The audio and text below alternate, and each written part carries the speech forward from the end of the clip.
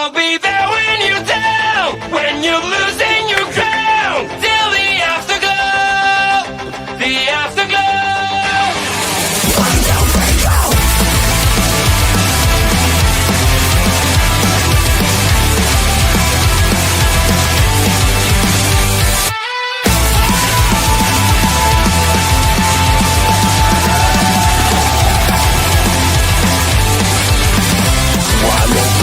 Fading away, you look so great when you gotta shine. One more thought of you is gone now, as you keep smiling at the crowd. Pressure is your best enemy, spotlight show what I wanna see. Sometimes it feels like you're under attack, you just can't break free. I'll be there when you're down, when you're losing your crown, till the afterglow, the afterglow.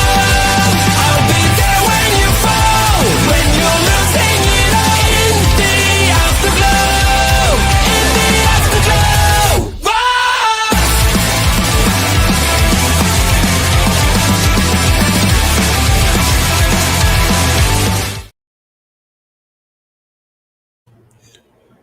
Grand Rapids, Michigan is the place to be tonight for Friday Night Smackdown. But if you can't make it to Grand Rapids, right here on Turnbuckle Studios, Turnbuckle Affiliation Program is the place to be for SmackDown. As we do the Smackdown Security Detail, we've got Randy Orton walking into the building right now.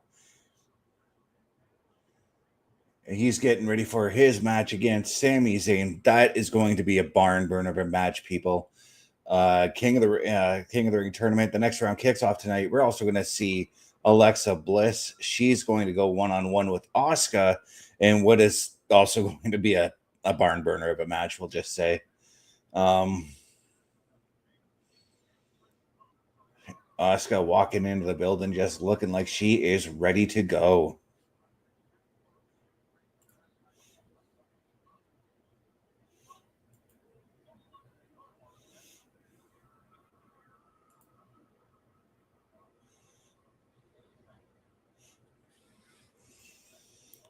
Will Solo and Jacob make amends? That's the other question we've got. That's one of the questions we've got tonight. R-Truth, Ron Killings getting set for his match with John Cena later tonight. This is already shaping up. We haven't even had the first promo yet, and this is already shaping up to be a very heated edition of SmackDown. LA Knight is in the house too.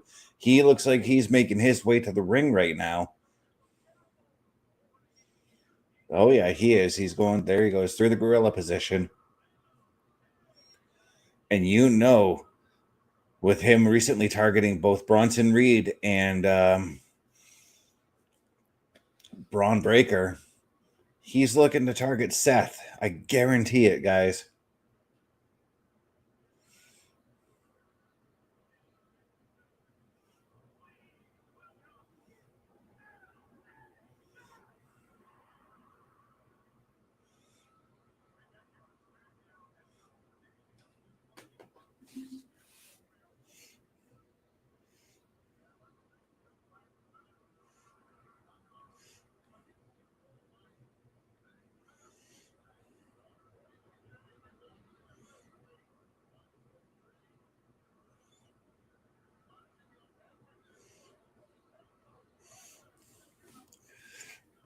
Okay, just forgot one thing here. Setting up my phone there.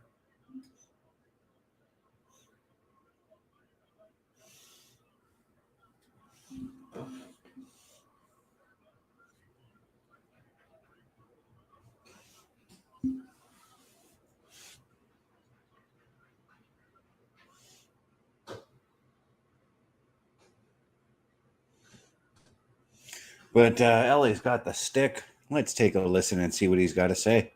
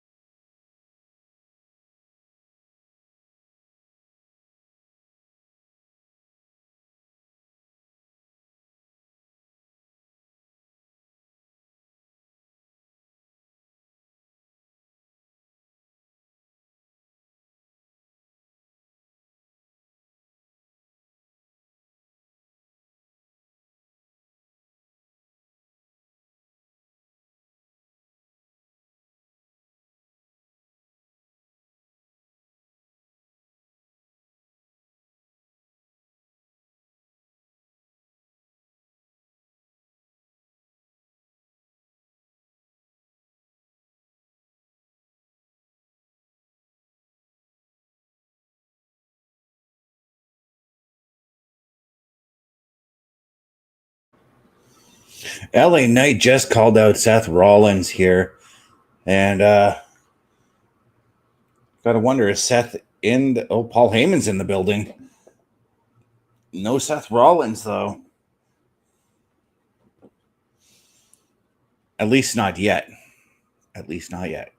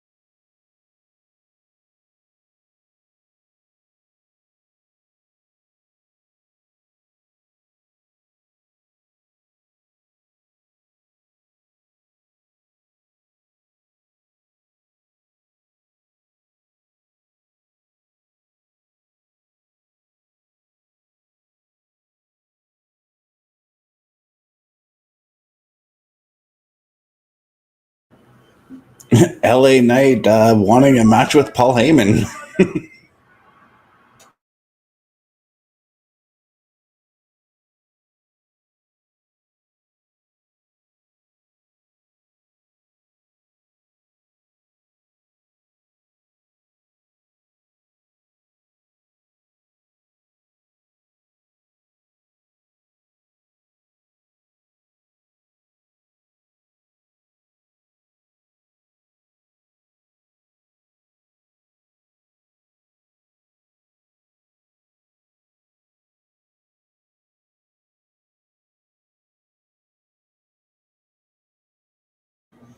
Well, he wanted a fight with Paul Heyman, not a match.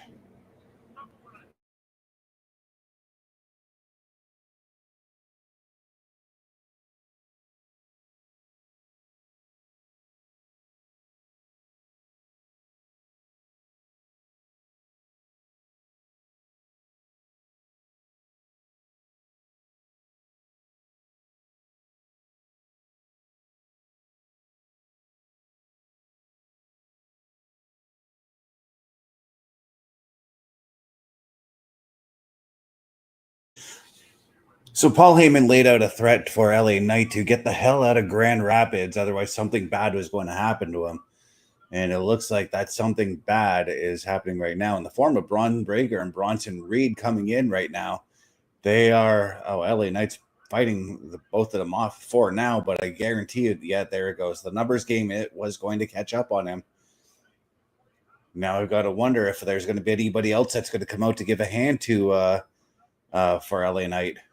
Because right now, LA Knight is in a lot of trouble.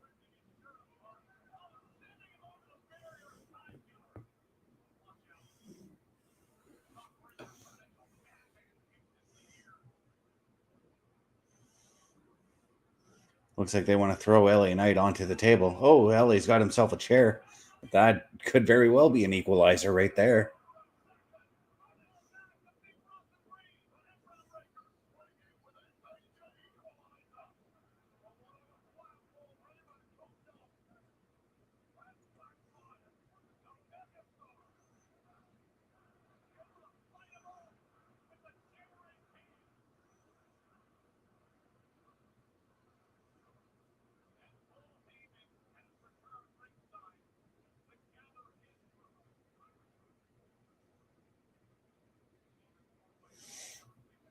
Well, so far that chair has been an equalizer, but I've got to wonder if that is the end of Paul Heyman's threat.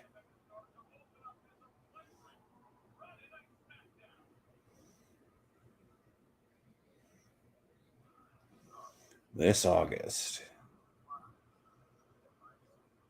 at the MetLife Stadium, SummerSlam, 2 nights. There is more than likely going to be a 2-night PLE patrol for that.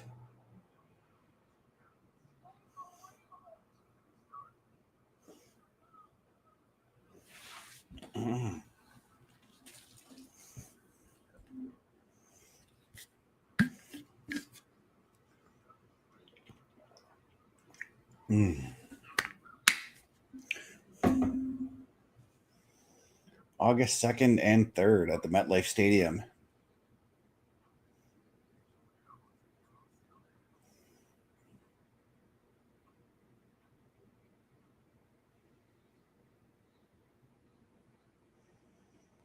And right now we are at the commercial break with the We'll Be Right Back.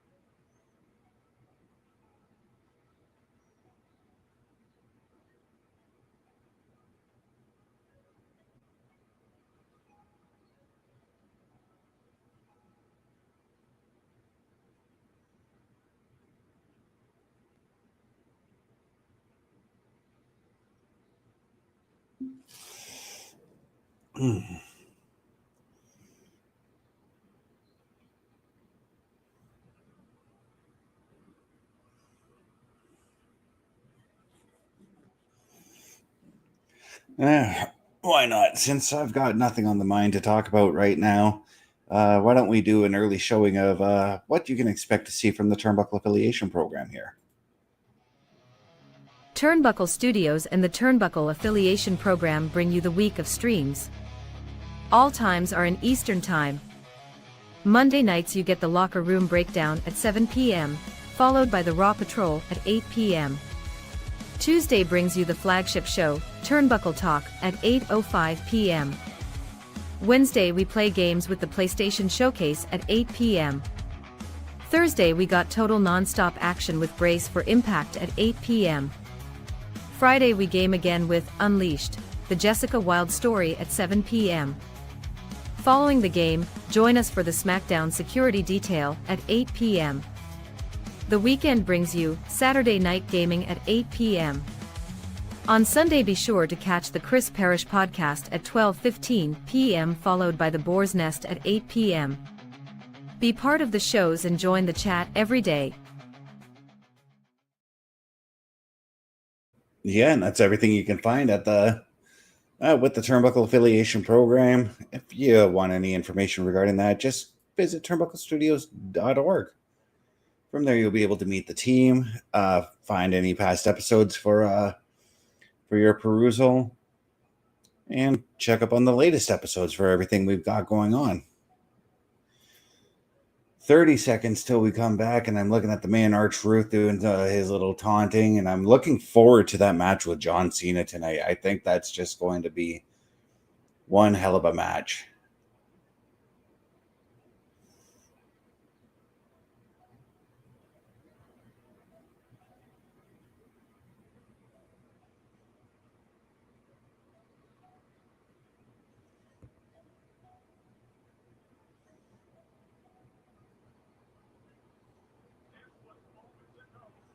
There we go. Moments ago, we're looking at the attempted beatdown from Bronson Reed and Braun Breaker on LA Knight.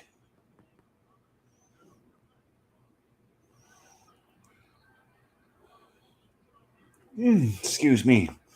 But LA Knight with that equalizer in the steel chair there, fending off Braun Breaker and Bronson Reed. How long can he fend them off, though? That's the question I've got.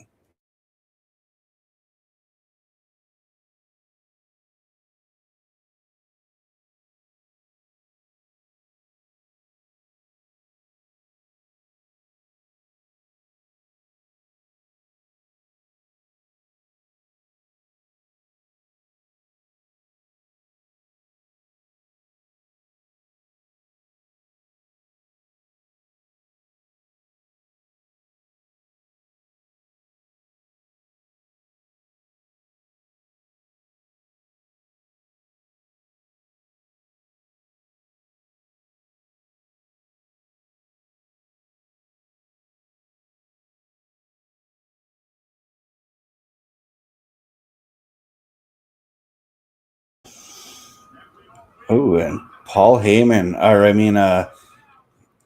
it's been announced tonight we are going to get Bronson Reed and LA Knight in a match with Paul Heyman responding to that by saying, I told you, patience is not a virtue, it's a strategy. What makes me wonder what he's got up his sleeve. Alexa Bliss makes her way to the ring right now. She is going to be getting set for her match with Asuka.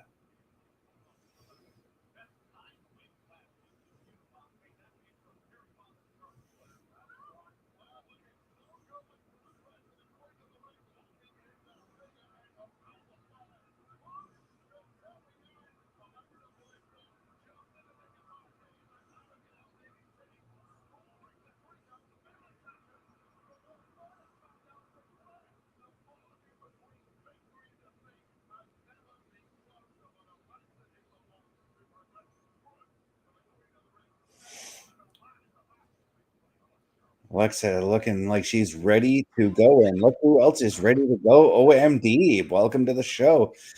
What have you caught up on so far? Literally, I just got into Alexa's intro, and I know that Bronson Reed and LA Knight are scheduled for tonight.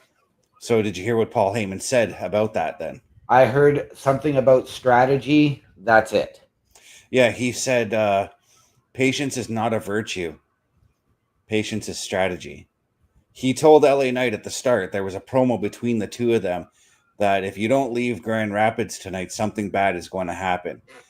Braun Breaker and Bronson Reed tried to come out to attack LA, but LA grabbed a chair and made it like an equalizer, essentially. Okay. But then Nick Aldis made the match. So based on what Paul Heyman said, there's something else Heyman's got up his sleeve. Sleeve. Okay. But right now we're looking at Rhea Ripley beating the snot out of Raquel Rodriguez, which led to Asuka's win. Yes. On Monday, as we're getting set for the start of the next round of the tournament here on the show tonight. Yes, and I got to ask, who do you have winning this match? I don't know now. Because they were both my picks. Right? See, and since Alexa's return, she's worked the Rumble, she's worked the Chamber, and now this. And really coming up short, both at the Rumble, the Chamber, and Money in the Bank. And now you've got Asuka, who just made her triumphant return on Monday. After being gone for like a year. So yeah. And that's why I don't know now, because like I said, both these ladies were my picks to win it. So I guess what I'm going to say is whoever wins this match is who I'm going with to win the tournament. Okay.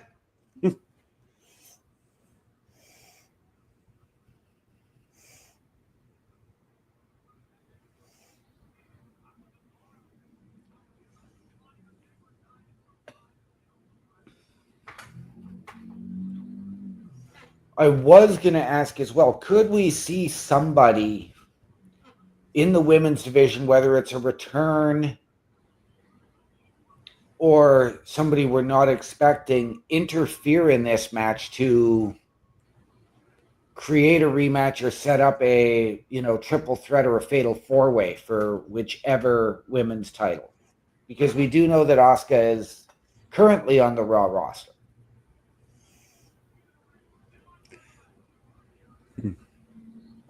I'm not certain on that one, but I'm also thinking about right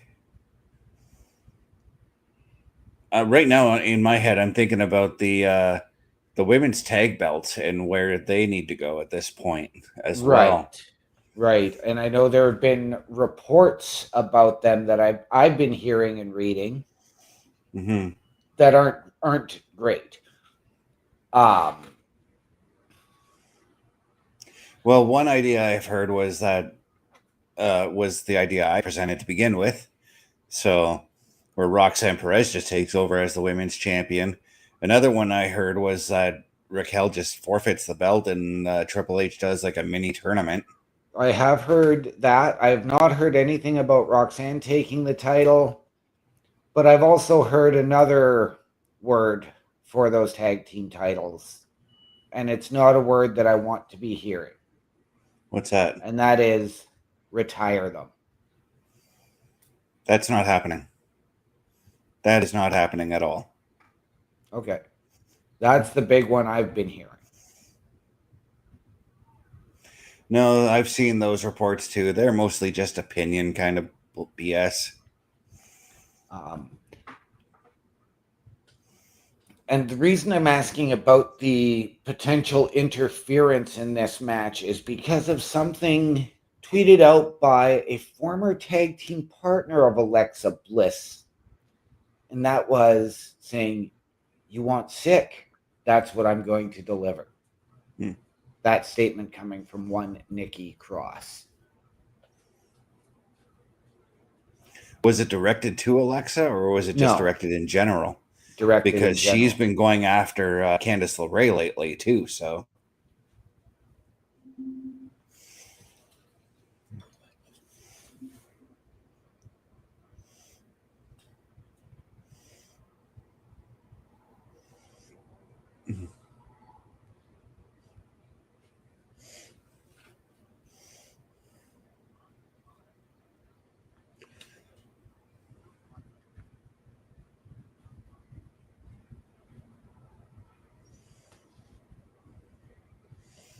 Alexa going to work on that shoulder with that armbar right now. Yes, she is.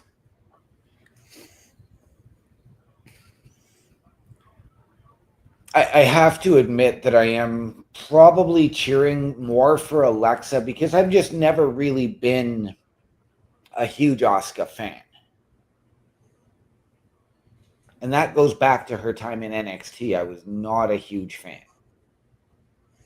Yeah, I've seen her work in Japan and was a massive fan of her. So when I heard she was coming over, I was like, yeah.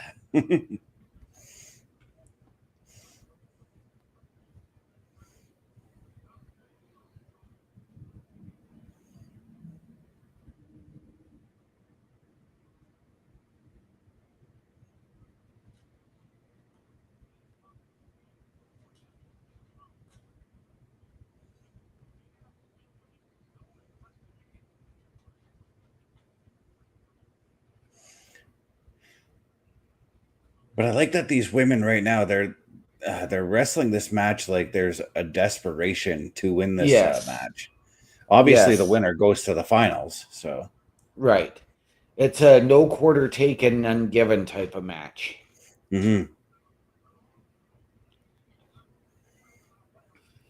Now, and I've said this, like, because regardless of who wins, I actually have Roxanne Perez in that Lyra Valkyria spot from last year and going to the finals.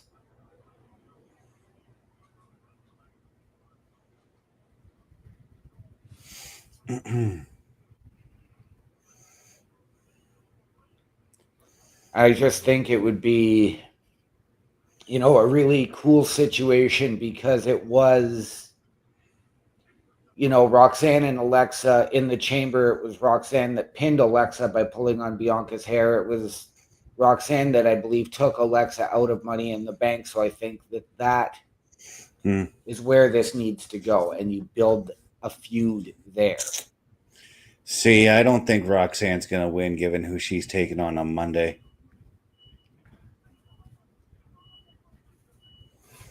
She's got Jade Cargill. Yeah. She's in trouble. And of course, Raquel Rodriguez could show up, but on the other hand, Rhea Ripley could show up. Right?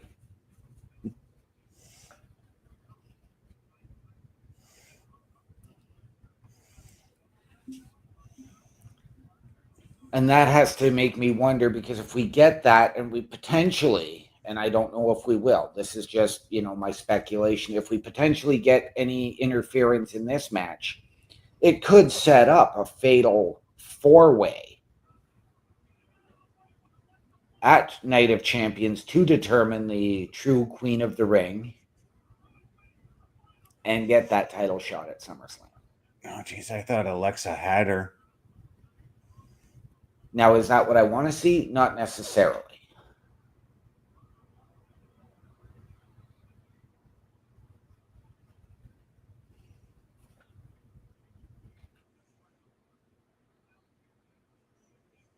I've seen times, though, where both competitors were kicked out of the tournament, only for like the next two competitors to just suddenly be like, oh, yep, this is the finals. Right?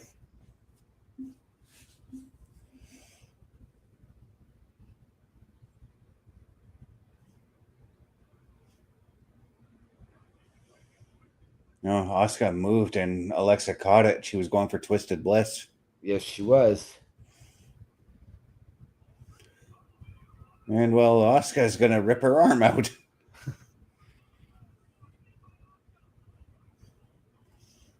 Alexa trying to put up the fight, though. Yeah, Asuka's like, I'm just going to grab your other. Oh, geez. Asuka's just twisting her every which way right now. Asuka looking like she's almost going for a Rings of Saturn type of move.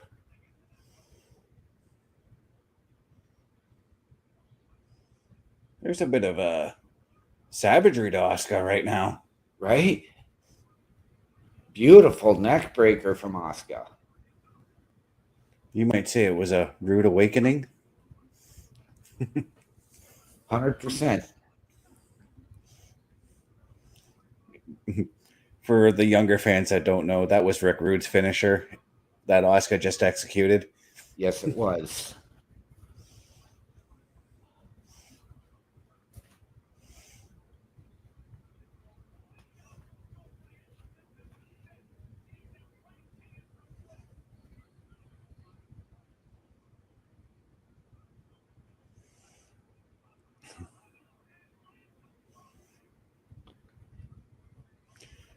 Now I think she's going for the Twisted Bliss. I do believe. And Asuka's going for the knees to the gut. Jeez, Yes, she is. And I thought she was going for Shining Wizard. But she's going for the win. She is. Asuka advances to the finals. She has either Roxanne Perez or Jade Cargill next. And being that she's Raw, this leads me to believe that Jade Cargill's going to take the win on Monday. Okay. Interesting. And I still see, and as much as I really hope they don't, I think that that's where you may see Naomi, who is Miss Money in the Bank and can go to any show, go to cost Jade Cargill. I still am subscribing to the story that if Jade Cargill wins the King of the Ring or the Queen of the Ring tournament, she goes on, wins the Money in the Bank or the championship at SummerSlam. Naomi cashes in on her then. Because you get that, as we're looking at Jade Cargill talking with BFAB and Beechin, who, by the way, if they are doing a women's tag tournament, those two need to be in it. Yes.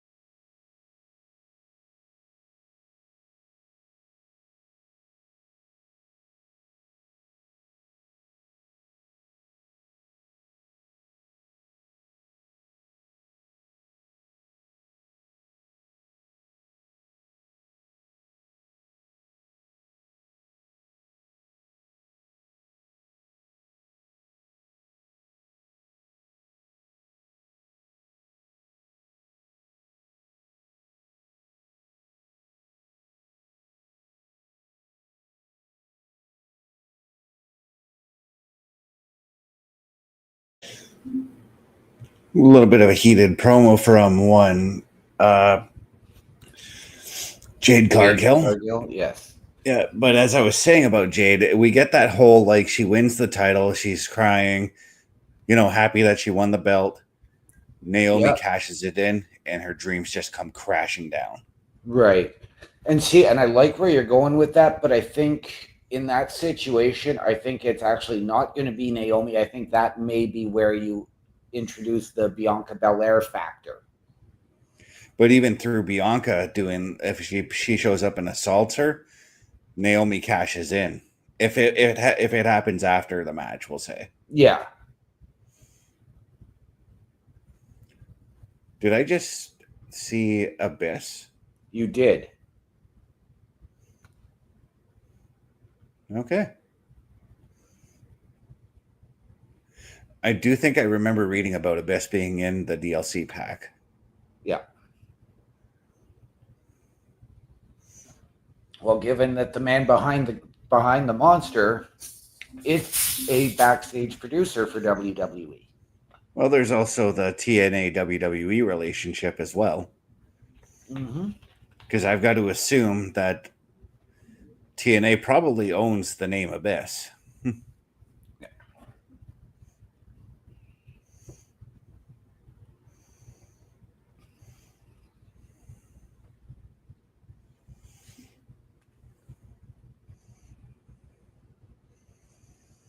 But next up in the King of the Ring tournament is Sami Zayn and Randy Orton. And then the obvious choice, I think, here is Sami Zayn. Yeah. Not knocking Randy Orton, but it makes sense because considering Saudi Arabia, Sami Zayn is going to be a gigantic name there. 100%. Absolutely. And I do think it's going to be a Sami Zayn Jey Uso final. And I'm okay with that. I'm okay with a face versus face final. I think whatever way you go, you're going to get a face versus face, whether it's Cody, Randy, Sammy, Jay. It's all 4 faces remaining in the tournament. So. Exactly. Sammy, Cody, for all we know. I still think that regardless, we get a heel Randy Orton coming out of this. See, I don't think so. But I'm thinking about the finals of the Men's King of the Ring tournament, and I'm going to call it right now. I think it's going to be the main event of the pay-per-view. Oh, yeah. Even over any championship match that's going to be announced, because John Cena doesn't have a championship match yet. No, he does or not. Does yes, he? He does. CM Punk. Oh, yeah. Now that's a tough choice. So it's going to be either one of those 2 matches. The finals of the King of the Ring or the World Heavyweight title or the WWE title, because Gunther's not defending the World Heavyweight title on a pay-per-view called Night. Yeah, he should be, because Night of Champions. And all the titles should be on the line. And you know what? If Gunther does defend the title at that show, which is next week, next Saturday, there will be a PLE Patrol, but we are not doing it live. We're doing it on a pre-tape as we had originally agreed upon.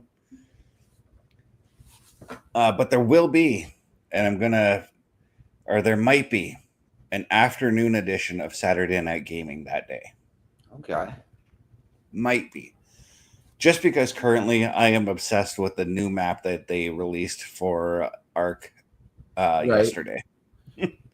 Well, I can also now verify that just as I was getting comfortable being able to be back here Friday nights at 8 o'clock, with the exception of having to make the trade, my Thursdays and Fridays have yet again switched. So I'm back to working until 8 on Fridays. So back to the run-in on Fridays. Yep. In full shifts on Brace for Impact. Yep. Bubba, if you're out there watching, you'll be a happy man to know about that. Ooh.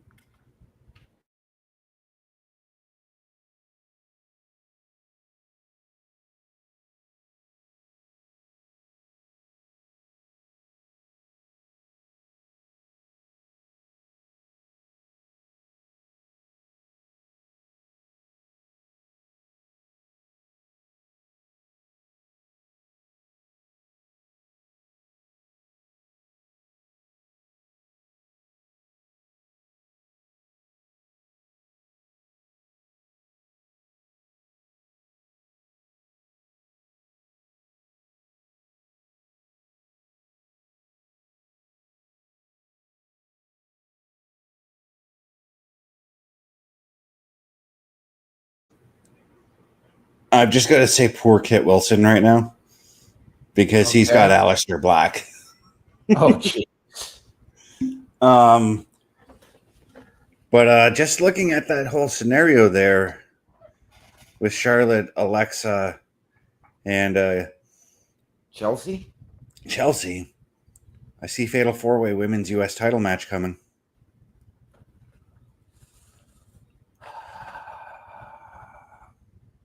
I'm going to see a number one contenders match. I don't see a U.S. title match. Well, we have 1 week to decide that. We do. But I find it intriguing that we're getting Charlotte and Chelsea tonight. Yeah, I'm beginning to think, is Charlotte like slowly turning babyface? Maybe. And I mean, we saw those packages and backstage segments a month or so ago with Alexa and Charlotte. Is this where, they may not be friends, but they need, it's the enemy of my enemy is my friend? Wow. Hold that thought there, because now R-Truth is in the ring just decimating Kit Wilson. I was getting excited for something out of Pretty Deadly this week. You and me both. Truth. I love you, but you had to ruin it. And well, Aleister Black can't be too happy about this either. No.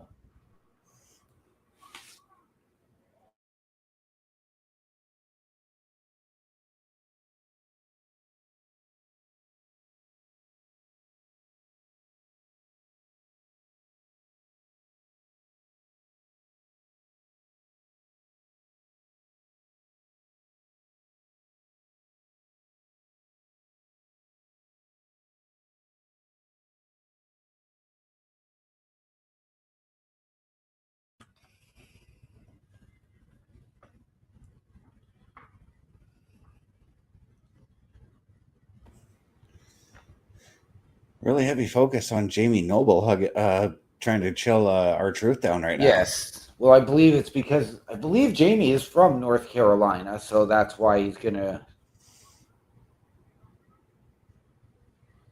I thought maybe Jamie was going to take a hit. But is Aleister Black going to step in the ring and still fight somebody else? Is this whole thing? Oh, I know Black is going to be like, hey, I want a match still. I guess we're not getting an Aleister Black match right now. Oh, well. Oh.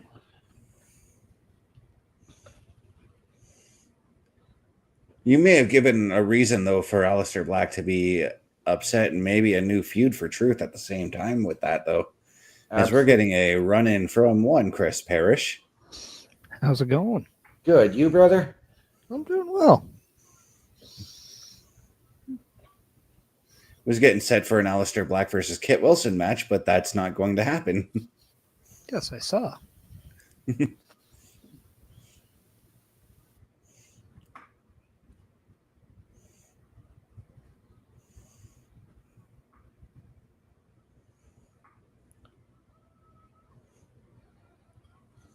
But we have seen as well, you know, Aleister Black and LA Knight at odds. We know that later on tonight, LA Knight is going to face Bronson Reed. Do we see Aleister get involved there? No, probably not.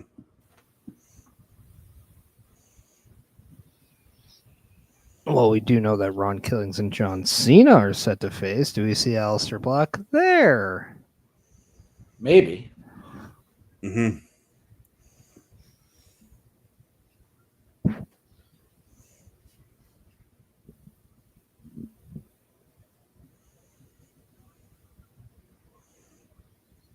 As we get a recap of what went down between Gunther and Goldberg last October, leading to this past Monday.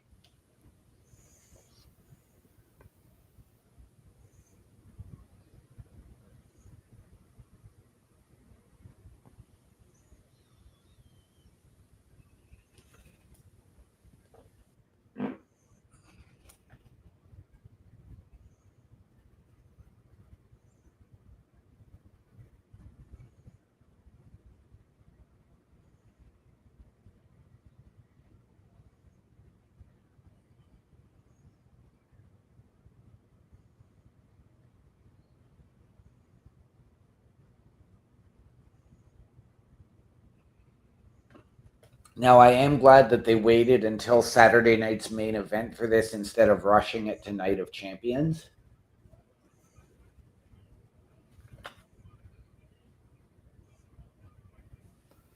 Well, a lot of the reason is because Goldberg wanted his last match to be in Atlanta, Right. Mm-hmm.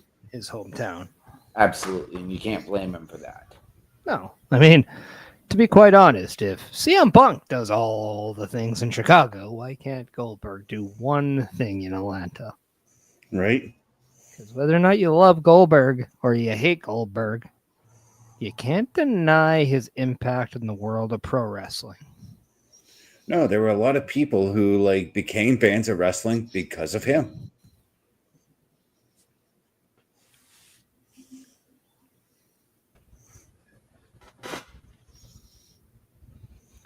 And I have to admit, back in the WCW days, I became a fan of Goldberg, but then the streak for me got stale because it was squash match after squash match over, bigger names. Well, it's not like there were any politics going on back in those days at all. No, not at all. No.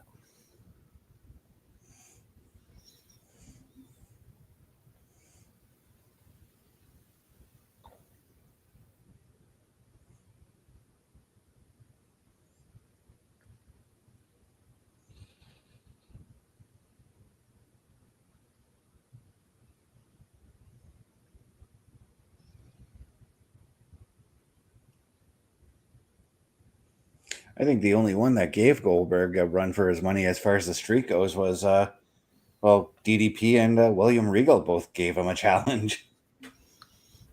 I was also going to say before the interference and the cattle prod, Kevin Nash.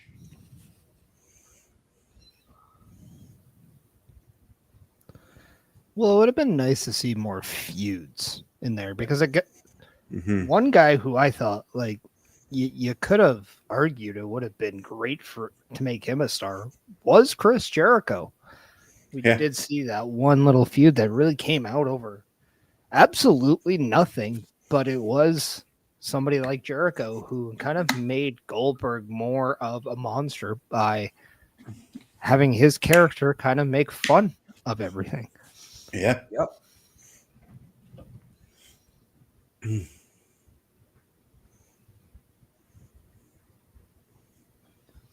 Also notice that we have 5 people checking out us on YouTube. If you want to hit that notification bell button and hit that subscribe, alert yourself every time Turnbuckle Studios goes live on the air. You do not want to miss a thing as we have a plethora of weekly shows. Yes, we do. Oh, we do.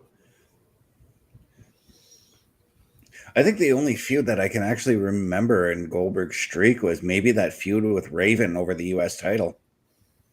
Yeah. I think that's the only like actual feud I can remember Goldberg having. Oh, and Yeah. the feud with Steve Mongo McMichael as well at the start of the streak. Yeah.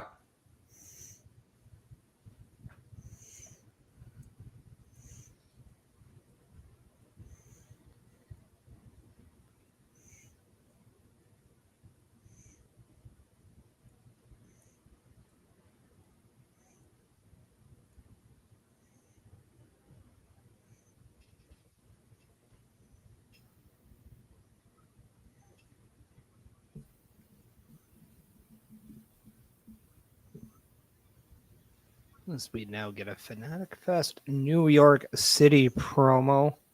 Yes.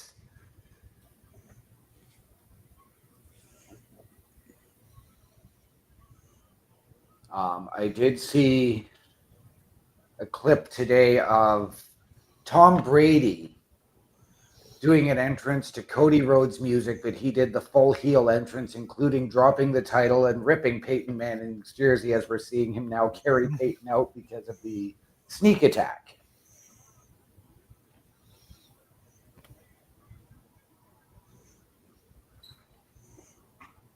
However, I did look at, again, some of the autograph prices and photo op prices, and they are just exorbitant. Mm-hmm.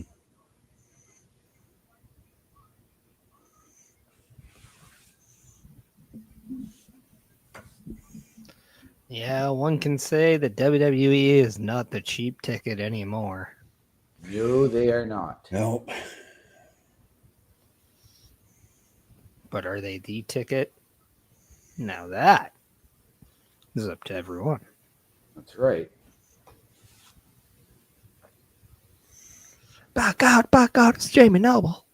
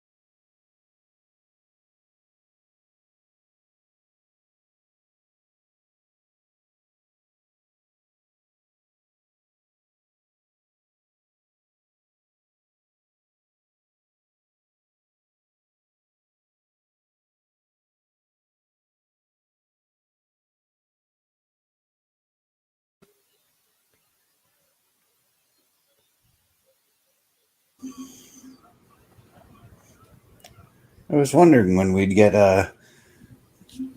some interaction between Damian Priest and Truth. Yep. I was more intrigued by the interaction between Damian Priest and Aleister Black coming out of that. Yeah, I wouldn't be shocked if we see that match in the next few weeks. Mm-hmm.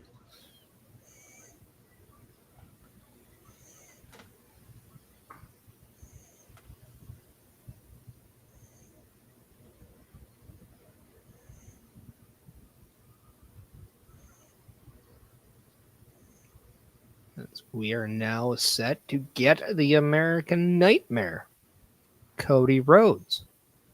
Yes, we are.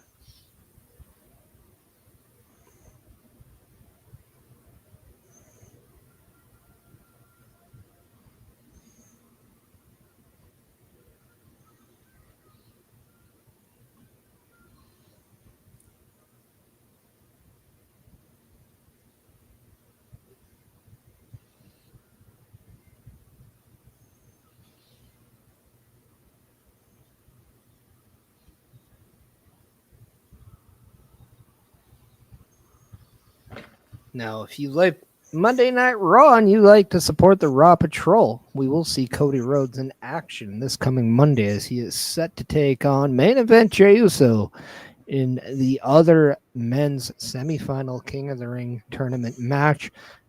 The winner of that match goes on to face the winner of tonight's match, Sami Zayn and Randy Orton. Yes, and we were discussing this earlier.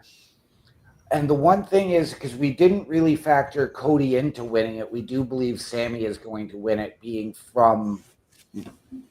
of Syrian descent and being able to win the King of the Ring in front of it, really his home crowd. But do we get maybe that Cody Rhodes win to get that SummerSlam rematch from WrestleMania? I mean, that is a way, but I'm going to ask kind of the general question because these are two things that it makes zero sense to me. And that is just the reason why Cody and Jey Uso are even in it, because do they really need the King of the Ring tournament to get that rematch? No. As you shake your head, no. Because no, they don't. They shouldn't have to. Cody Rhodes also pinned John Cena at Money in the Bank in that tag match, which already should warrant that rematch if by chance the rematch clause itself didn't do that enough. Right? So I don't think we need Cody Rhodes to be a King of the Ring to get that rematch. I think it better suits somebody like Sami Zayn, who can then go after a ring general or even an architect. We don't know who it'll be. Right? And as Cody has the stick, let's listen in.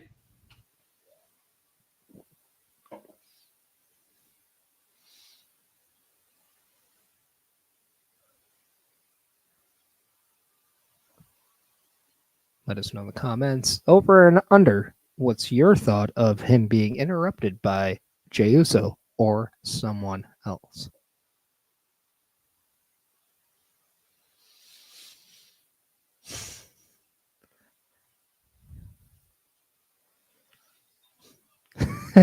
Now that's when you say his name and he appeared.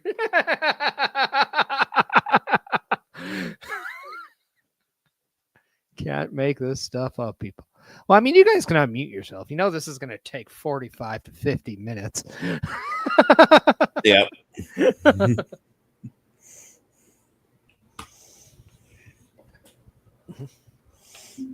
Are we going to get a face-to-face between all four men, even though we know that Sami and Randy are preparing for their match in a little while?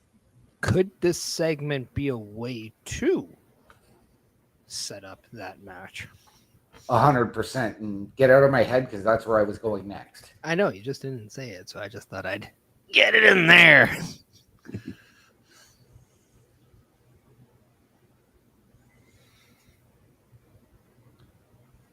But to your point about Cody, yes, he's got the rematch clause. He pinned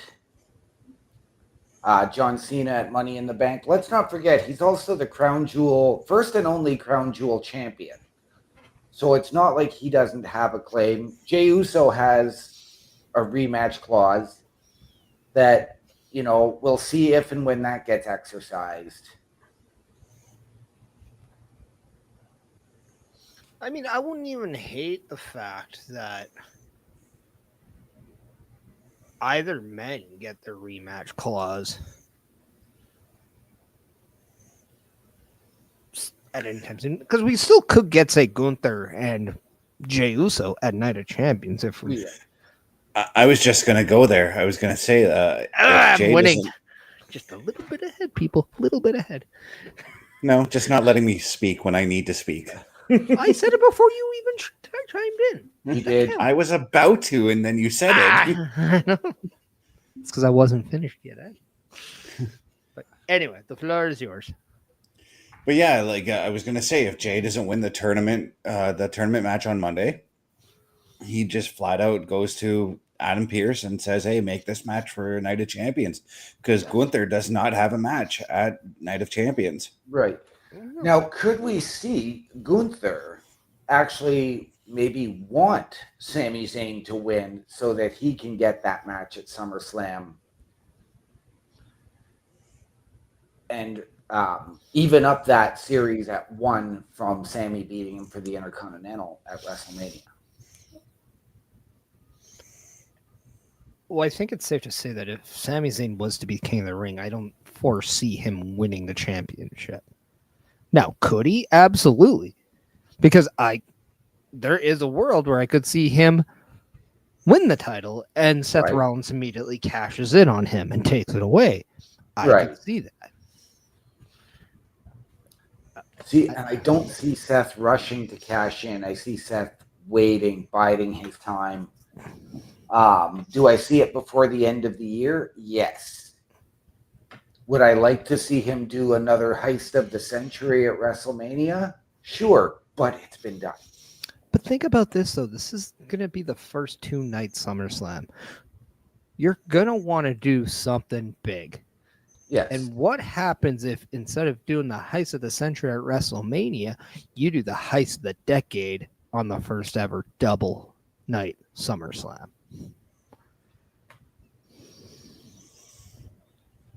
I see where you're coming from. I still think it's just too soon for Seth. I think that he wants to play the mind games with the people. Like I went in, I thought the tournament was Braun Breakers to lose. I did not foresee the LA Knight factor. And I would have seen Braun win one title, Seth cash in on the other champion. Well, and to your point, I don't think I would have saw Seth Rollins winning Money in the Bank, but here we are.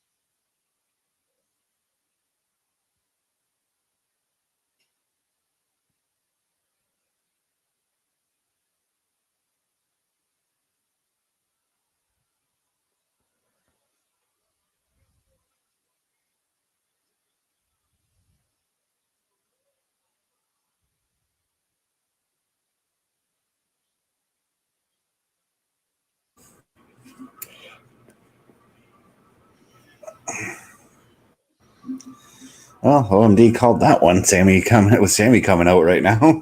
No, he didn't. I did. Huh. I thought I That heard was OMD Parrish. say something. I did say, do we get a segment with all four? And then Parrish said, is this a way to set up the Sami Orton match? We basically were the peanut butter to our chocolate. A perfect combination. You hate everything. Just go with it. Actually, I don't mind peanut butter. I actually don't like chocolate. Yet you don't have peanut butter. It just makes no sense.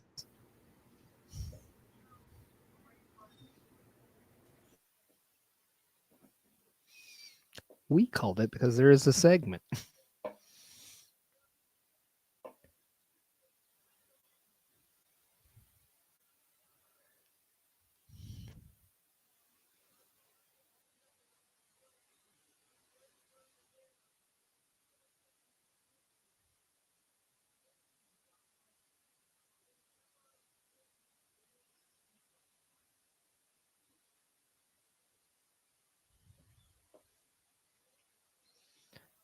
Now, correct me if I'm wrong, but all three men were on the same team at War Games with Randy Orton.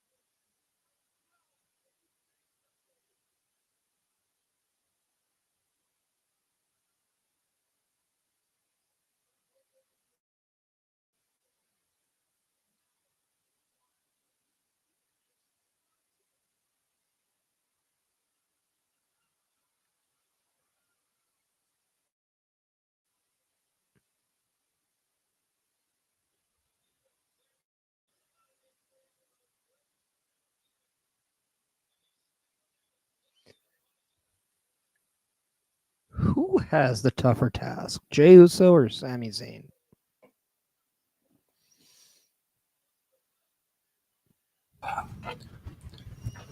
Odds makers would say Sami Zayn. But I could Since somehow... he returned to WWE, only a handful of people have pinned Cody Rhodes. And I was going to say, but I could also see if they actually did a time limit, I could see Cody and Jay going to a time limit draw. Not in the semifinals.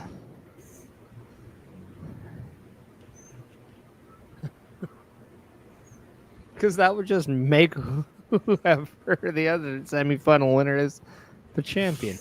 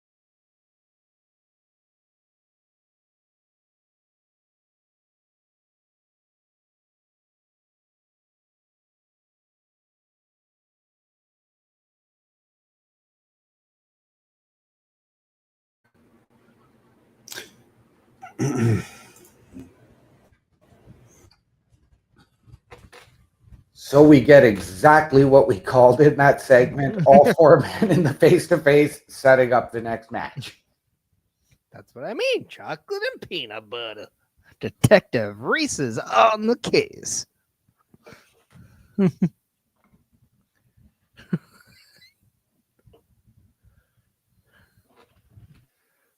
You shake your head, but I will guarantee you, once we're done, I'm going to show you something that will make you shake your head even more. Oh, jeez. I'm not doing this to myself on screen.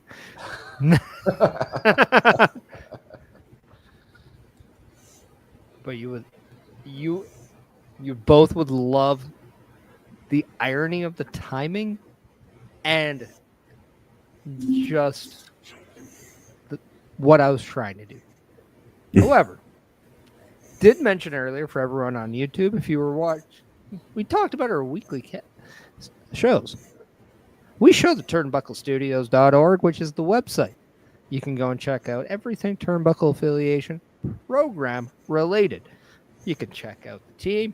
You can check them out, see a little bit, get to know a little bit more about them. You can check out every weekly episodic show that we do.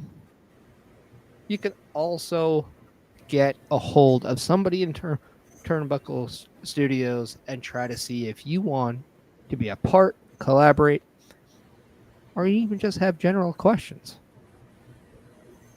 But if you want to know what those weekly shows are, well, I say we make OMD a little awkward for a second, and then now show the video. Turnbuckle Studios and the Turnbuckle Affiliation Program bring you the week of streams.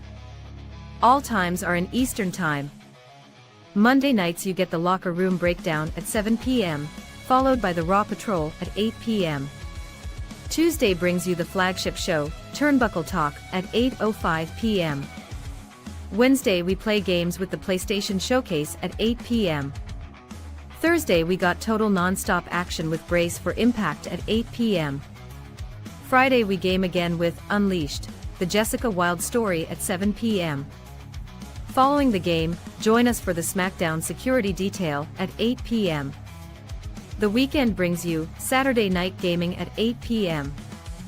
On Sunday be sure to catch the Chris Parrish podcast at 12:15 p.m. followed by the Boar's Nest at 8 p.m. Be part of the shows and join the chat every day.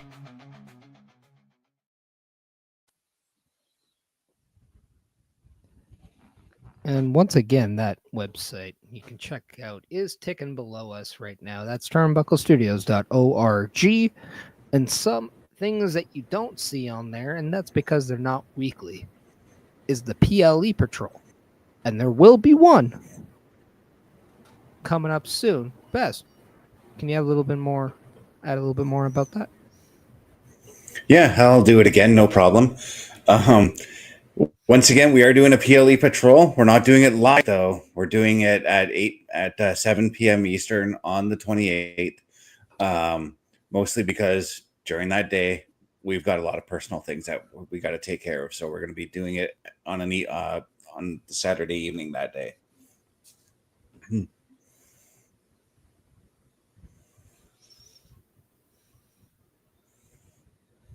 As we got a trifecta of dings, that means the match is underway. Randy Orton and Sami Zayn is going on.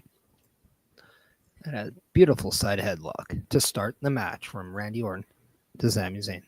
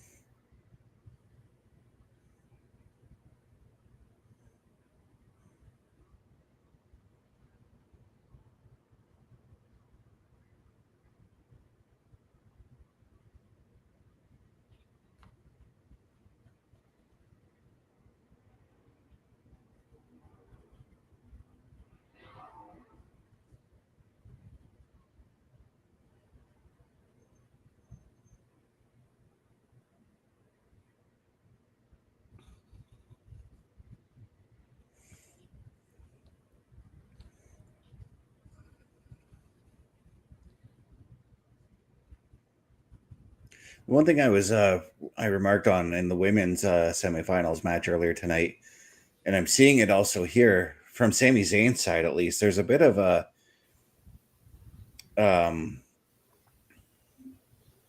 desperation, as it were, Yes. from Sami Zayn. Like he's working a little bit more savage, doing whatever it takes to get to that King of the Ring finals.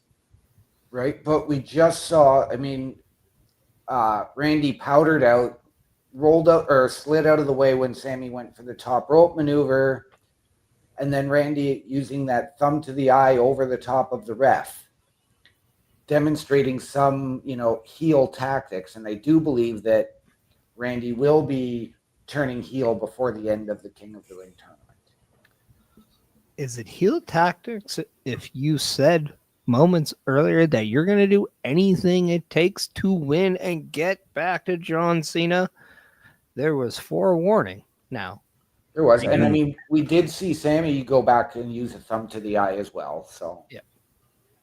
I think fighting fire with fire is okay when you're aware of it.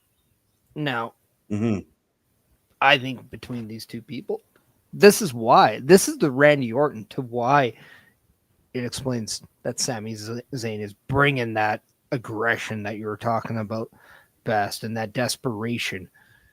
Also, you have to think that there is a level of insecurity with Sami Zayn, knowing he was just in the ring with 3 of his closest friends, but 3 former world heavyweight champions that he once said in that segment that it hasn't lost on him, that he's aware of that fact. yes. It's eating Sami Zayn alive that he has not won the World Heavyweight Championship or the WWE Undisputed Universal Champion, whatever it called.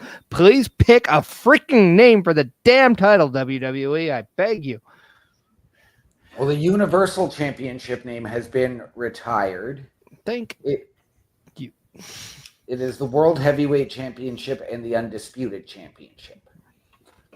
Now, I know that Best and I at least have Sami picked. I'm not sure where you stand, Parrish, to win the King of the Ring. But could we see Sami at some point throughout this tournament, whether it's tonight, whether he's facing Cody or Jay, and all of a sudden at some point snap and say, "This is for Kevin," and turn heel?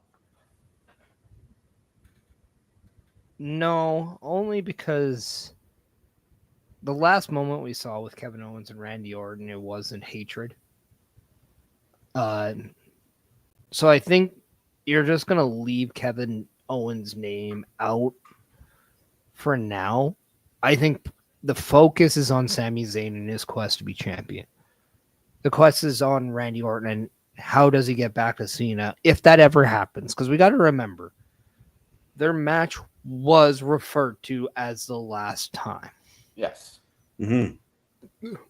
So if that's true, that could foreshadow what we see, and that is Randy Orton may not win the King of the Ring tournament. Right. Now, does that mean he loses to Sami Zayn? Or does that mean he loses in the final? Both are accessible at this point. I would love to see Sami Zayn win. Why? Because it's different. Because I want to see something. He was very much responsible for the popularity and the respect that the Bloodline angle got, because it was his addition that made it mainstream. It was also, and I could tell you firsthand from being there, it was the moment he smacked Roman Reigns in the back with that steel chair at Royal Rumble in San Antonio that changed everything. It was him who made history with the tag team titles main eventing a night of WrestleMania. And it was Sami Zayn who did the unthinkable and defeated Gunther at WrestleMania for the IC title.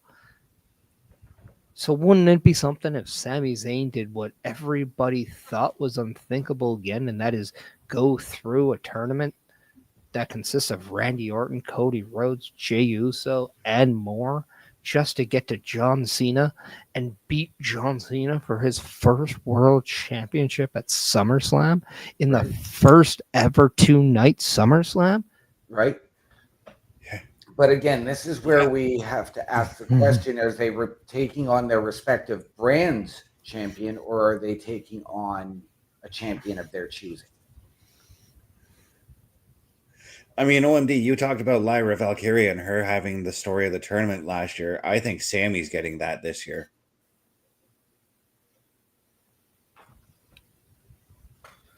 The only thing that I'm not too fond over is the continuation of the referring to the term finish your story.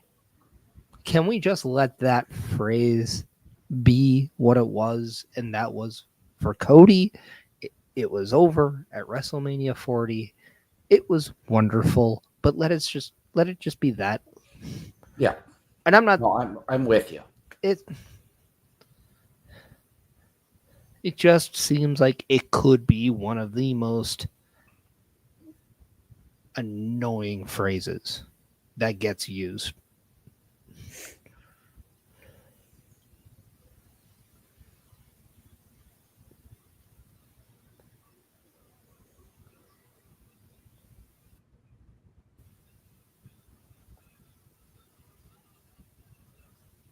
Okay, I'm surprised the table didn't break with Randy yet. He's a big boy. He is.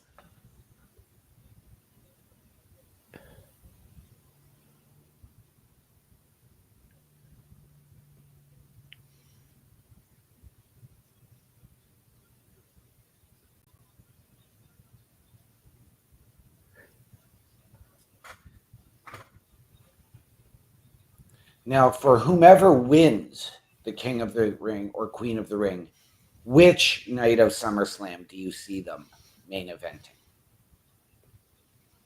I'll say this. If you have it, to me, it depends. If you have Asuka win night one, but if we see Jade Cargill or Roxanne Perez win night two. Okay. And yes, if you don't have a women's match main event either night of SummerSlam this year, you effed up, WWE. You effed up big.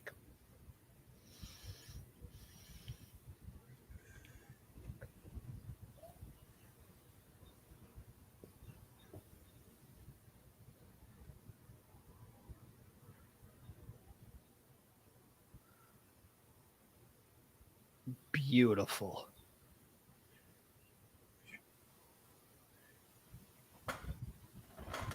Thought Sammy had him there.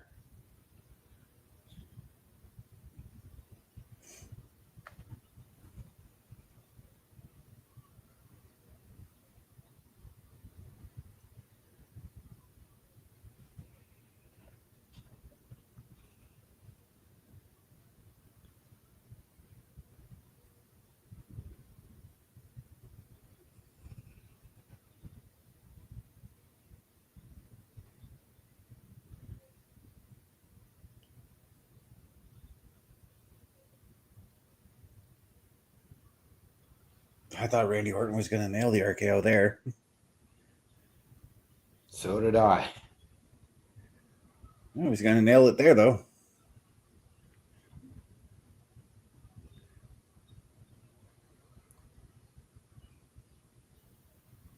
Huh.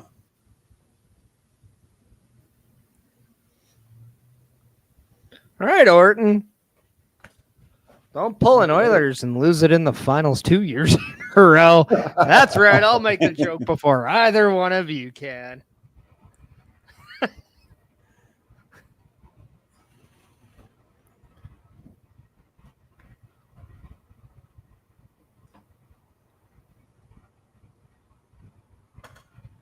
I think now this has Cody versus Randy all over it. 100%.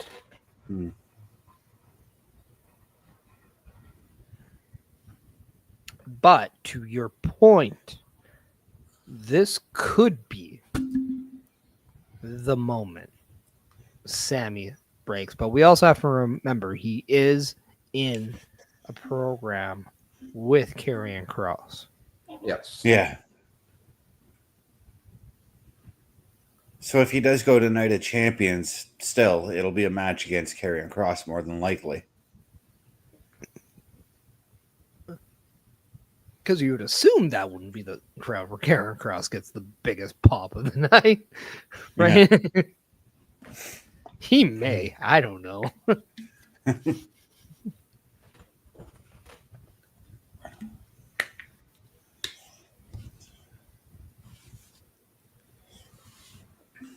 Now, are either set of tag team titles being defended? Well, the women's might not be. Right?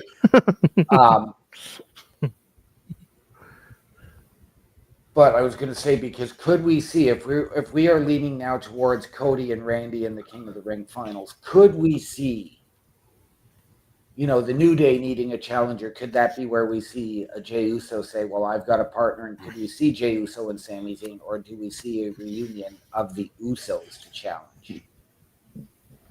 I really hope we don't get a reunion of the Usos. Not yet. Or not yet.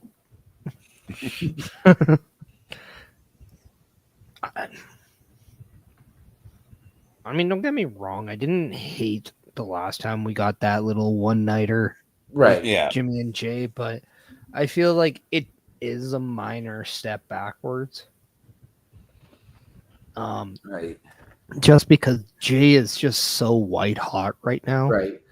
And I just don't want to see him go from where he is. And this is not a knock on his brother, but I just don't want to see his brother always have to rely on Jay. Like, I don't want to see Jimmy always have to rely on Jay just to get back into the spotlight. Because and to your point, like, because Jimmy hasn't been doing a whole lot other than this program half on, half off with JC and Solo. But could we see Jimmy and Sami team up?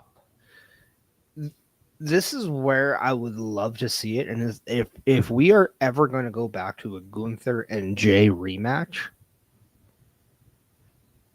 if Ludwig Kaiser ever gets involved into this, that is where I would love to see Jimmy. Okay. Especially if you're building to, like, say, a rematch to a big PLE. Say we'll just say Royal Rumble, hypothetically, right? Yeah.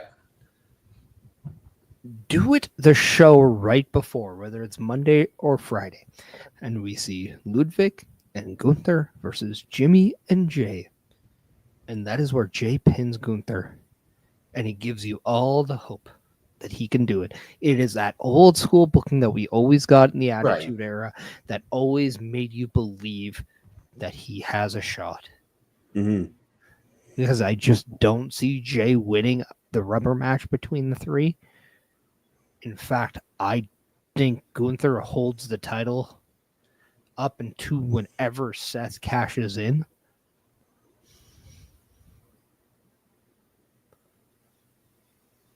There was a part of me that in that match, I was thinking, you know what? I wouldn't hate if the scenario is this. Goldberg beats Gunther. And then says, okay, well, I won the world title. I can't have this be my last match. But whoever beats me for this title will be. And that would have been Sami at SummerSlam. Because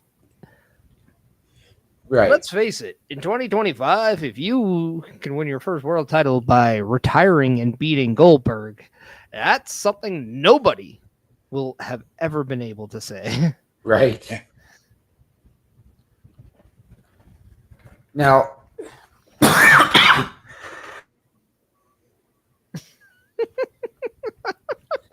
there is a factor that, we haven't taken into consideration in all of this. When do we see Roman Reigns return? SummerSlam. Okay. I was going to say, I didn't think it would be Night of Champions, but He is the king of SummerSlam return. Yeah, it'll more than likely be like Saturday night's main event so that he can have a program at SummerSlam. I mean, who has returned more at SummerSlam than Roman Reigns? right.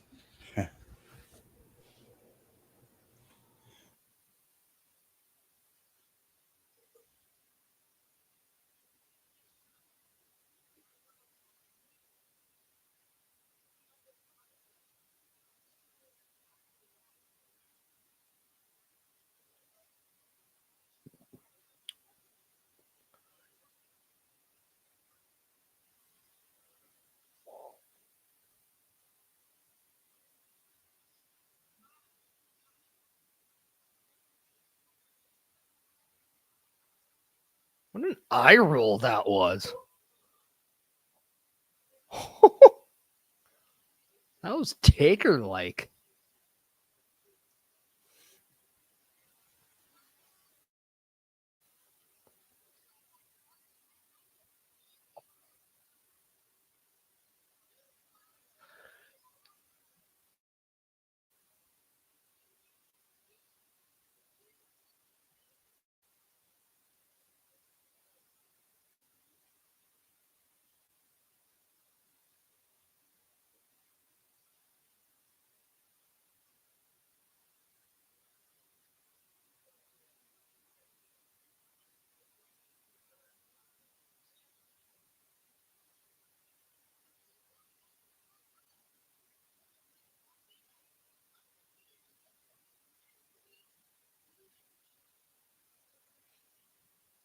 And we have a match next week, people. Tiffany Stratton versus Nia Jax will go one-on-one next week on SmackDown.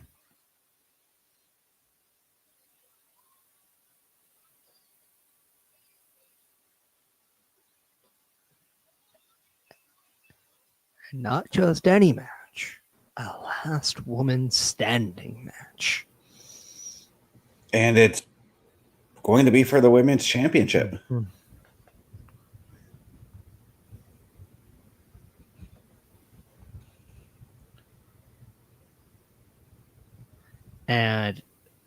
But why do it next week on Friday night when you can do it at Night of Champions? Or at Evolution. Because there's 4 matches booked to the card. There's probably only room for 1 more, and they probably already have that match planned. Because I'm looking at it, and there's no tag team matches on that show.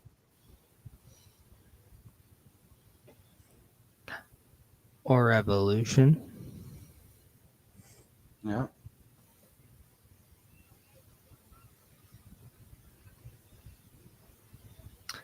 But this is what I'm intrigued about.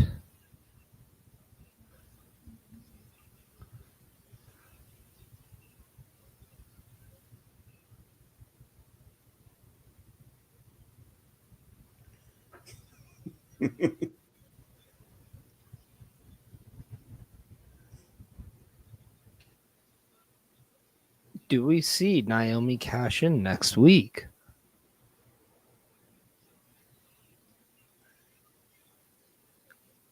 And this could set up Jade versus Nia at SummerSlam. If Jade is to win. I mean, that's another possibility. I am just laughing at Tiffany Stratton just chucking the briefcase outside. If I was Tiffany, I would have just taken it. And I'd be like, can't cash in if you don't have your briefcase. Toodles. Right?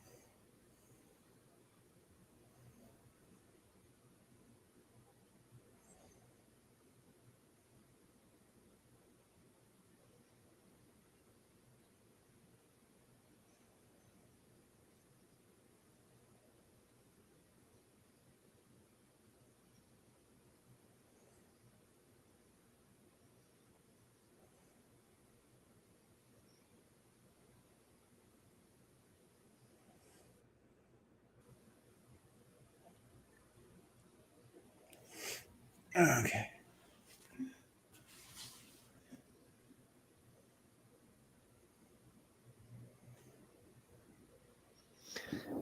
Now, how interesting would it be if tonight's match with R-Truth and John Cena ended up maybe becoming a no DQ match? Mm-hmm. Tables brought in. And we see R-Truth slam John Cena into said table. Wasn't Just John Cena? Let me cook. And just when John Cena's there, lying down, CM Punk comes out, sits on the thing, and gives us another pipe bomb. Now go. Wasn't it John Cena who and R-Truth in a tables match before the pipe bomb? It just occurred to me that Yep. that was the match. Yep.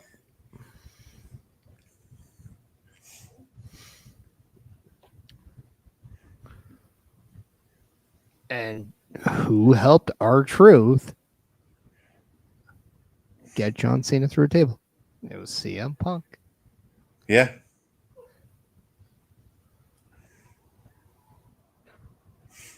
And how great would it be if CM Punk did it in a Nexus shirt? Just funny. Just saying it would be funny.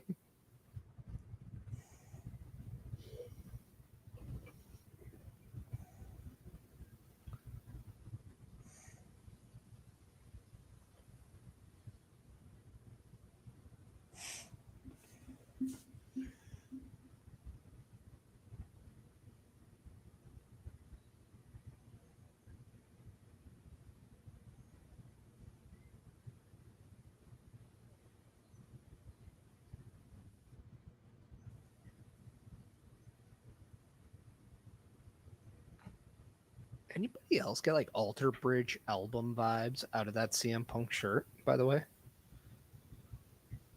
Yeah, 100%. Like the Blackbird album? I'm gonna have to look at that album cover. I don't remember that one.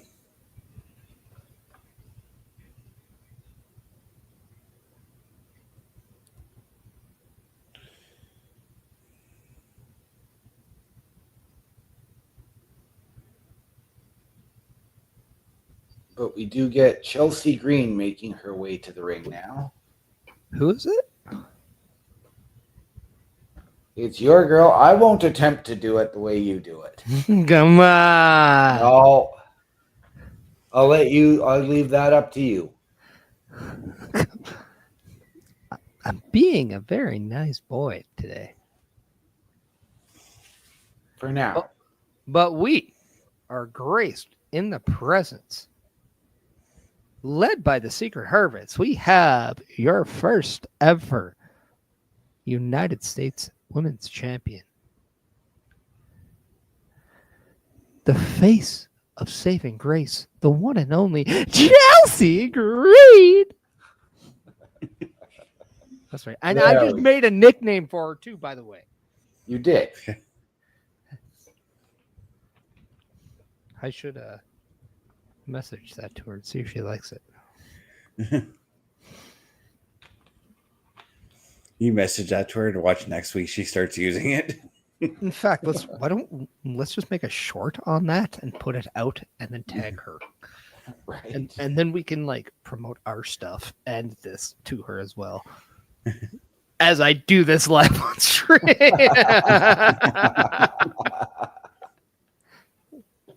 Very aware. Very aware. OMD, let's just make the road trip to Grand Rapids and tell her. Right. Yeah, go. Get in your DeLorean and haul ass. Right. At 88 miles an hour. Well, Grand Rapids is literally like what, 5 hours away from us? 5-6 hours? Yep. Oh dear. Yeah, we'll not make it in time. You got to drive like Sugar Sanders just to get there. Yeah, that's right. That was a well-timed joke on that one. Yes, it was. So in theory, if we had known about this event, OMD, you and I could have gone. We could have. And I mean, a month from now, I will be in Grand Rapids. You guys would have been all stuck with me by myself. Awkward.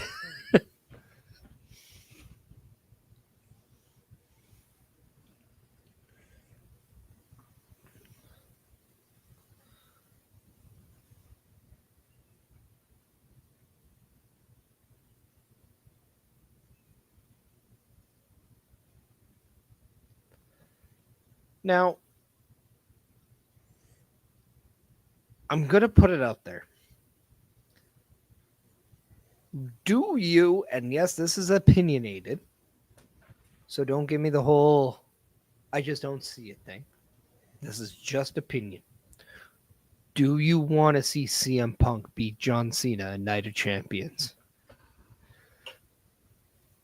Yes, because I do want to see CM Punk with one more world title reign.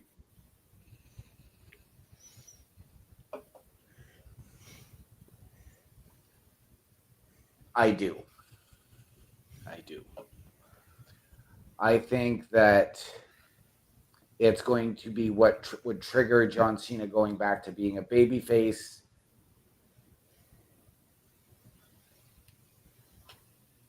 And get him going out on the highest of highs at the end of all of this. But also, let's not forget what could happen, and that is who could cash in on CM Punk and how that intertwines into their stories. Oh, 100%. And that would just add more heat to the fire for that feud.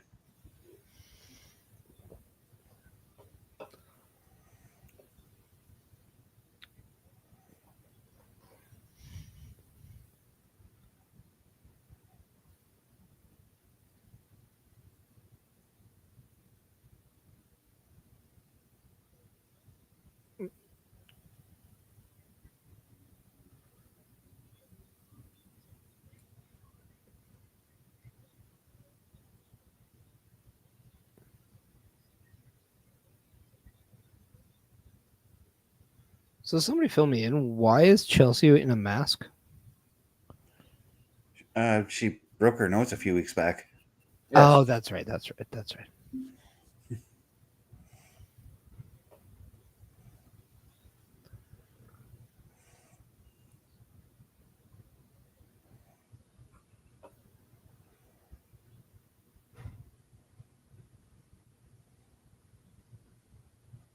So, Parrish, I posed this question to OMD early, and I'm going to ask you this one too, but does it seem to you that Charlotte's turning babyface at all? Because it feels like she's been fighting heels a lot lately.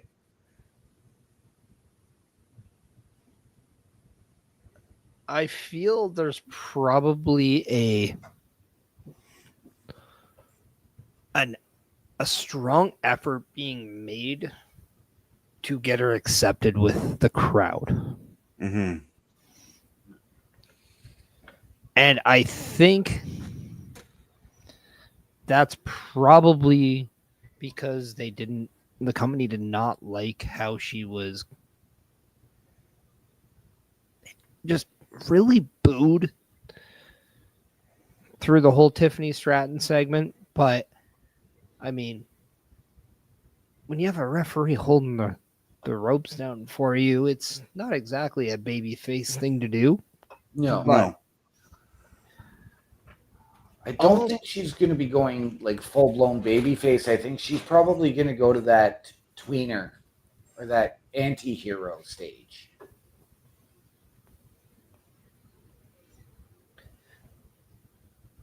I just think there might be an attempt to make her transition in a little bit easier with the audience. But also, yeah, she might be facing a heel on Chelsea Green, but Chelsea Green also gets the odd baby face treatment because of how entertaining she is. Yeah. So this isn't exactly the world's best situation because the fans might just be really into the antics of Chelsea Green and cheer her over Charlotte, who they may not like. So it could backfire in a scenario like this. Yeah, and going back to like when you said like you think that the WWE didn't like how she was booed with the Tiffany Stratton stuff. I also tend to think that they probably didn't like her being booed for the Royal Rumble when she won that as well. Mm-hmm. Well, I can tell you in the audience that it was a lot more divided. Mm-hmm. But at the same time, I think there was a section that was closer to the ring that were booing her. The section away from the ring, they weren't upset. The only thing is they just wanted to see someone else. Yeah. And I think that's fair. Everybody has an opinion and is entitled to it. Don't get too entitled, internet. But yeah, I mean, it's the Royal Rumble. Everybody has, a reason for wanting somebody. It's easy to create a narrative to why this person, quote unquote, deserves it or should win.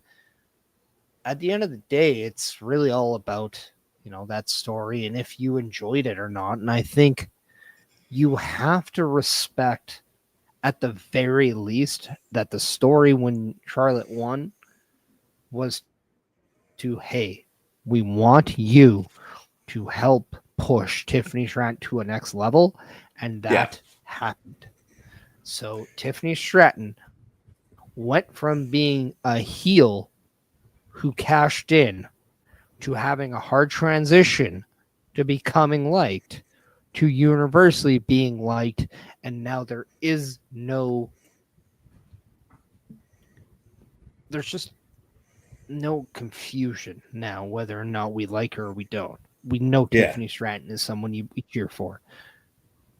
And that has a lot to do with the work that Charlotte Flair did during that segment and that feud. Right. So I think a lot of fans, whether or not you like Charlotte or not, or you don't like the fact that she's always in a title picture, know that she does put a lot of people over and she does do these things. And I think a lot more people need to acknowledge it and look at what she's doing in a more honest perspective. I'm starting to make that turn on her where I'm being a little bit more, not so much that I want to cheer for her, but just being a little bit more open-minded when I watch her wrestle. Yeah.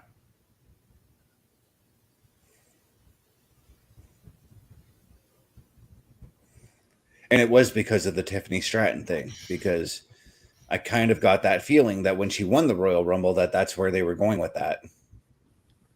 Well, and a lot of people, and I can tell you from being there, and a lot of people thought she was just going to beat Tiffany Stratton and it was going to wreck the Tiffany Stratton momentum. And it did not. In fact, it helped it. It made it more popular. And now she's in a match, as we're seeing with Chelsea Green, and this isn't a squash match. This is a match that has substance behind it. In fact, we're seeing Chelsea Green in dominant spots. And it's really, I think, a way to give the rub to Chelsea Green that she can be more of a main event type talent, because I think everyone knows how entertaining and how charismatic and how funny she is. But I think the world forgets how good she is in the ring, and somebody like Charlotte is a perfect person to help push the perspective of Chelsea Green even farther.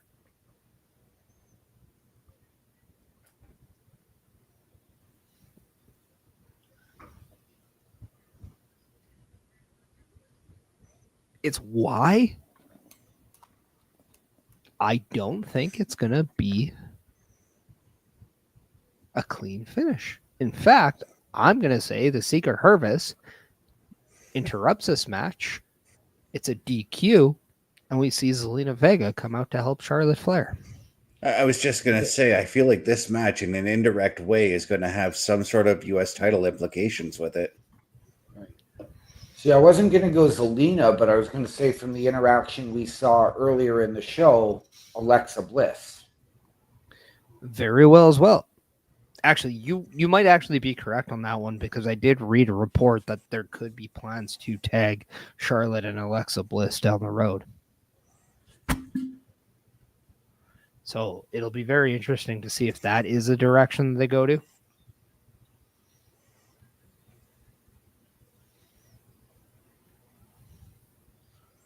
But I'm going to pose this question. We just saw Becky Lynch become the Women's Intercontinental Champion. And we know that her name value towards that championship is going to help it, because we believe in what they're doing. Yeah. Would Charlotte Flair's name do the same for the Women's U.S. Championship? I think it absolutely could. But I do think that if we're going to do that, like, I know Julia is relatively new to North America and to the North American fans outside of those who truly follow New Japan and Stardom. Would her international name and international success do the same as what Charlotte's could do?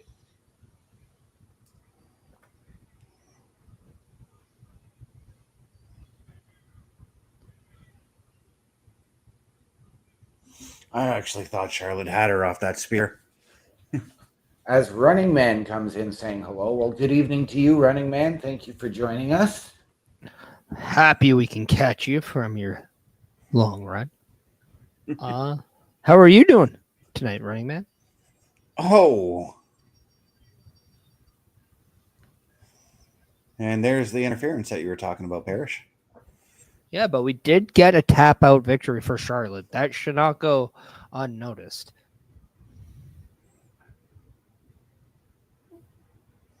This is once again a tag team effort from OMD and Parrish.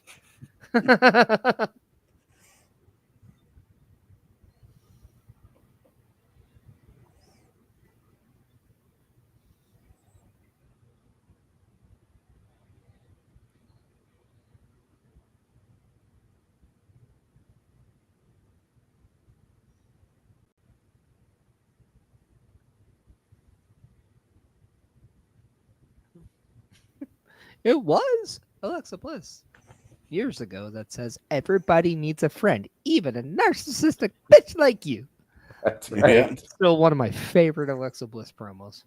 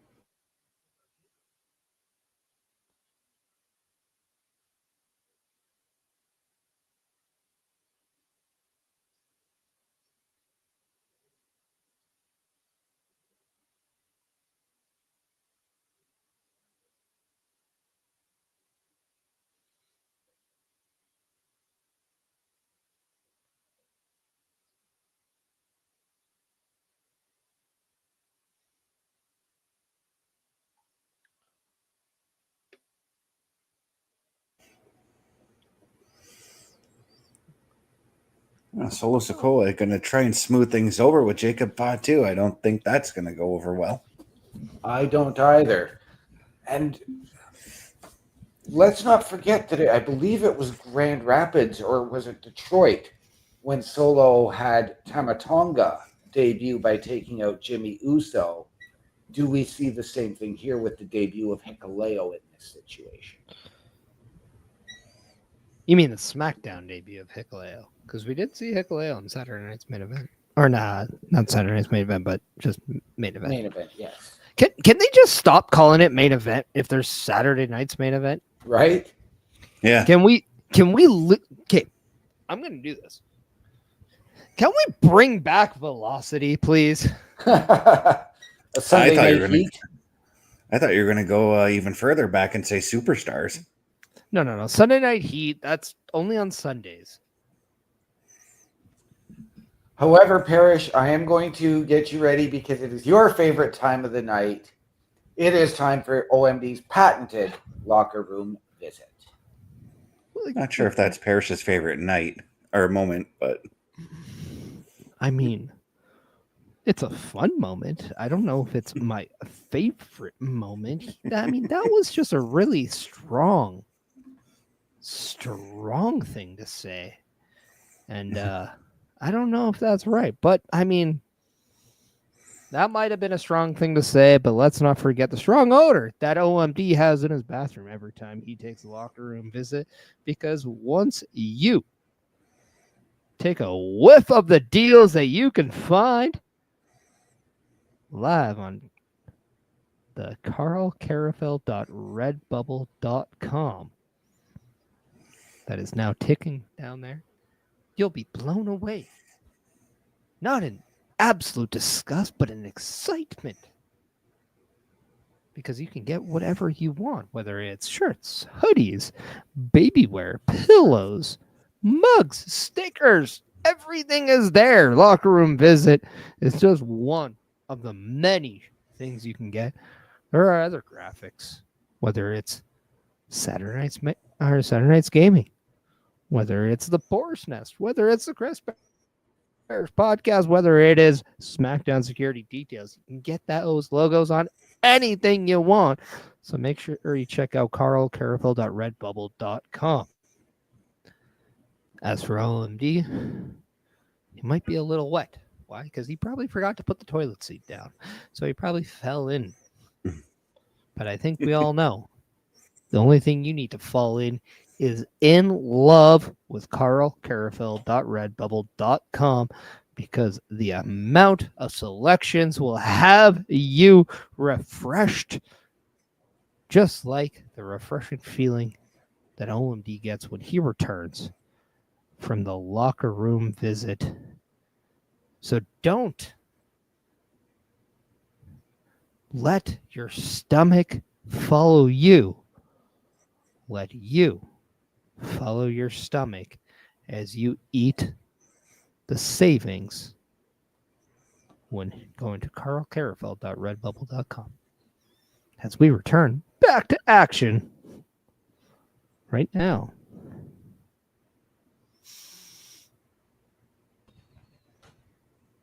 Not perfect timing.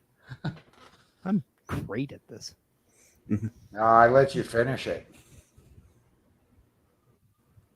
I was finished actually for a while. But we have Solo Sikoa making his way to the ring. Yeah. I legitimately was looking when we were back from commercial.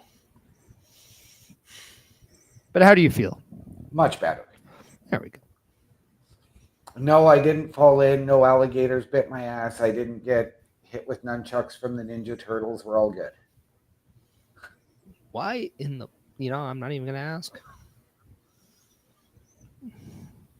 But if you have an alligator in your toilet, you should call a plumber. And if he only has one eye, do it for Chubbs.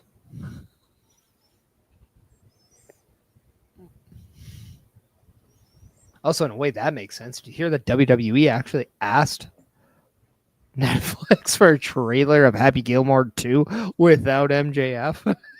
Oh, really? Supposedly they did. In a weird way, I was able to bring that back.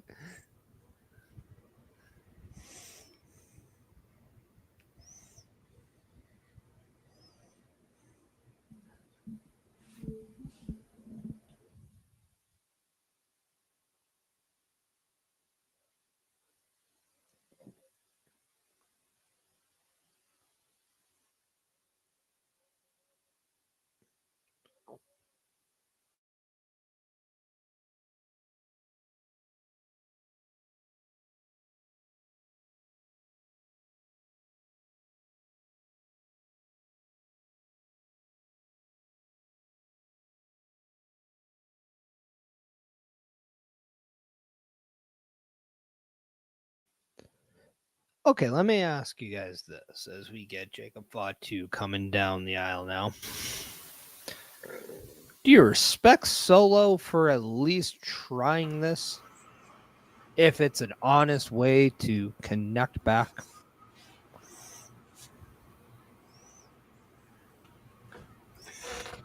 Yeah, I'll say I can appreciate the effort. Because why wouldn't you want to have Jacob Fatu on your side? Jacob, do you really have to have 4-2 right now? I'm not a fond of 4-2. And isn't that a Raiders jersey?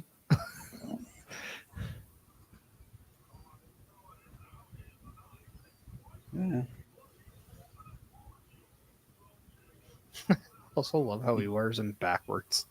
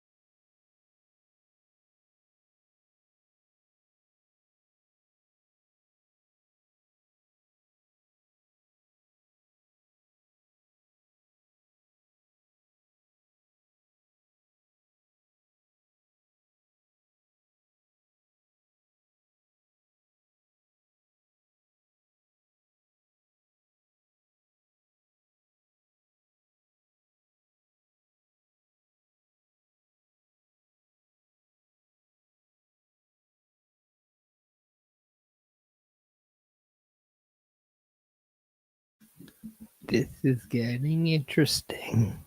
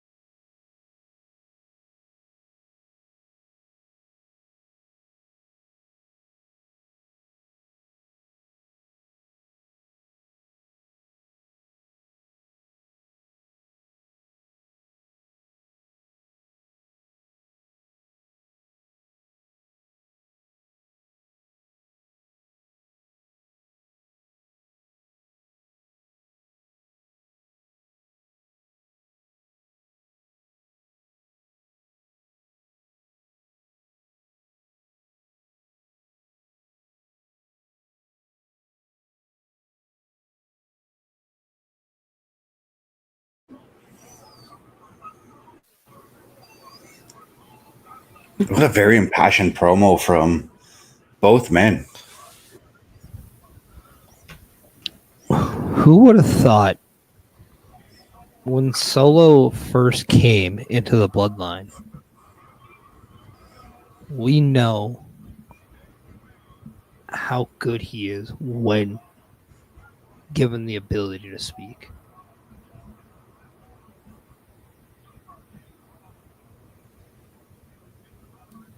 I mean, it's so true there because, like, his time in NXT, his time when he joined the bloodline, he rarely ever spoke. Yeah.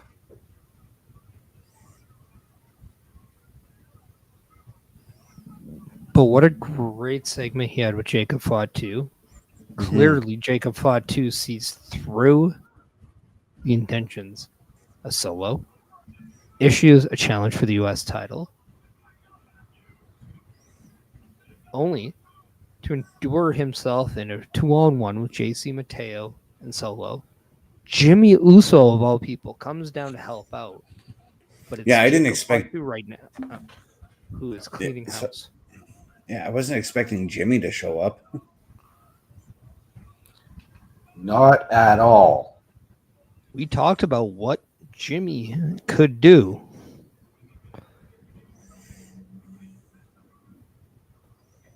Could Jimmy Uso be that guy who helps?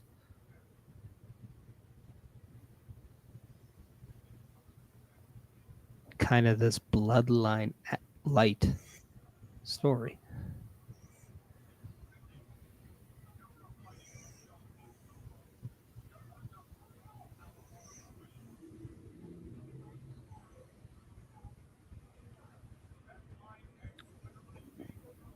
But because I like to change a narrative just to gain a different perspective, what if Jimmy Uso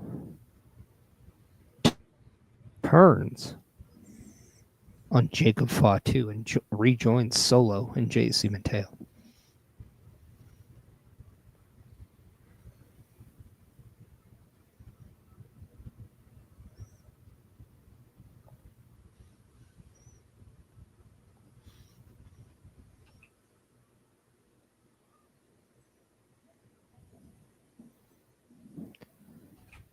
What if the new group is Jimmy Uso, JC Mateo, Hikuleo, and Solo Sikoa?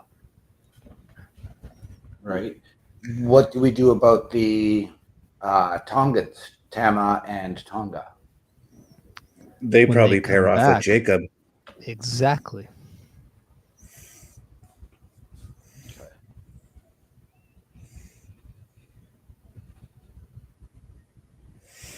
I mean, the number advantage is still favoring one side, so you can have fun thinking who could the next one be.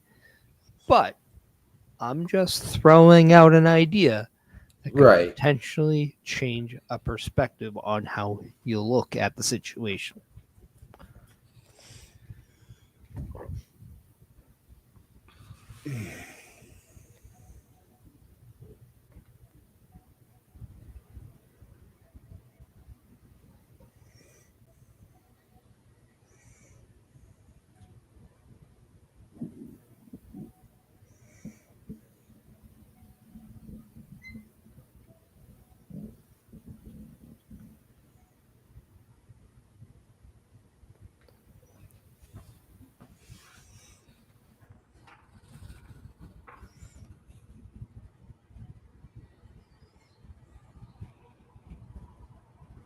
Now I'm going to ask this. We saw Jimmy come out to make the save there for Jacob, but we did sort of see that apprehension and sort of him standing behind Jacob, but Jacob looking over cautiously with that idea for the potential turn.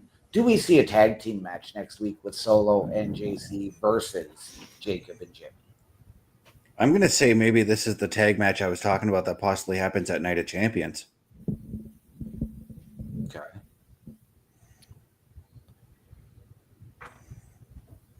We also saw the challenge for a U.S. title match. Yes. Mhm. This very well could be a tag match that goes, hey, maybe it's next week on SmackDown. Perhaps we see either Solo or Jacob pin one of each other. Right? Yeah. Yep. That then sets up a singles match for the U.S. Championship either at Saturday Night's Main Event or Night of Champions. Yes. Well, with Night of Champions being next Saturday, I would lean more towards that U.S. title match at Saturday night's main event.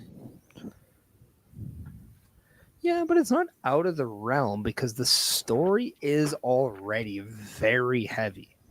Right.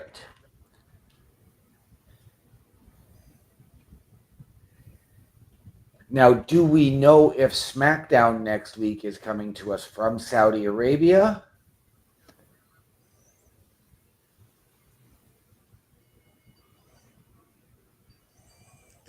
think it is. I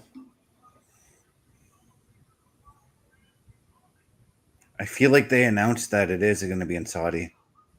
Okay.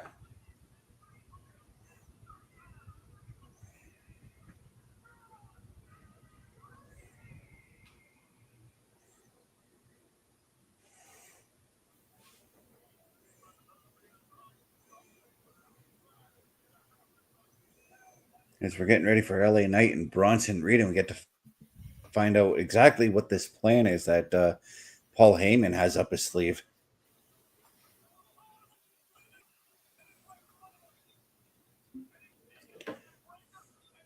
Well, LA Knight coming in one step ahead of them, though. yeah.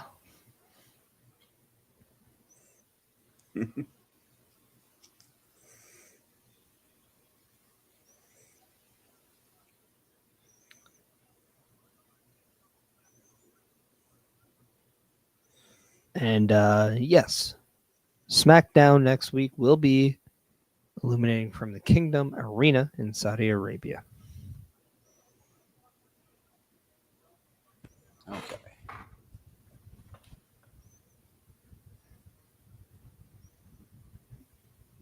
So I'm going to go ahead and guess that SmackDown's probably going to be taped earlier that day, so it'll be leading to a shorter episode of the Smackdown Security Yes. Detail for next week. I wouldn't necessarily say it would be shorter. Remember, SmackDown's still on U.S. cable television. Yes. Yeah, but we get it on Netflix. Yeah, we get it on Netflix, but there's Yes. still a cable contract that they have to allude to. So if it's scheduled for a 3-hour show for cable, they'll still put out a 3-hour show. They didn't do that in the European tour. This ain't the European tour, though.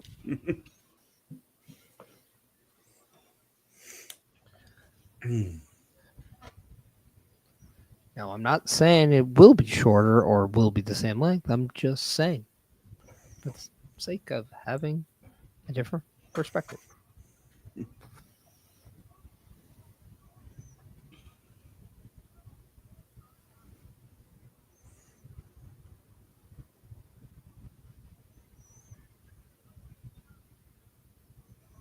Now, isn't it ironic that we just saw a top rope bulldog on a Bronson Reed from LA Knight in front of the son of Rick Steiner? Right?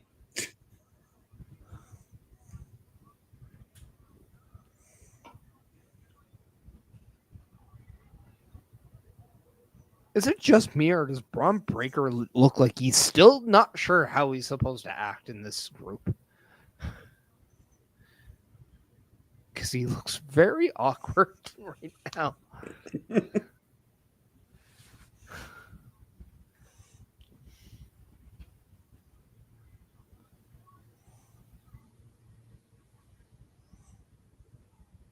Yeah, he really did not. He really looked like he did not know what to do in that situation just now.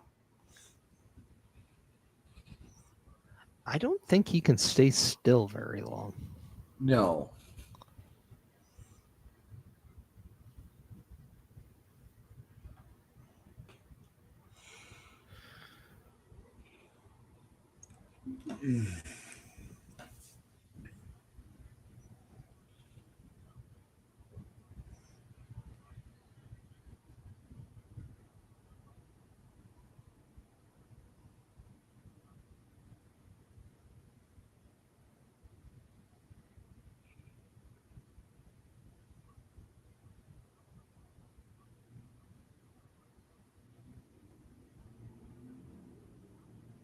Throwback coming in saying Marco, so I'll give him a polo.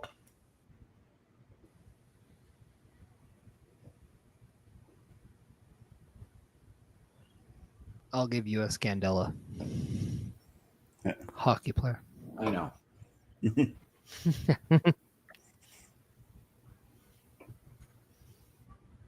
Just to be different. But how are we doing today, Throwback? Are you watching SmackDown by chance?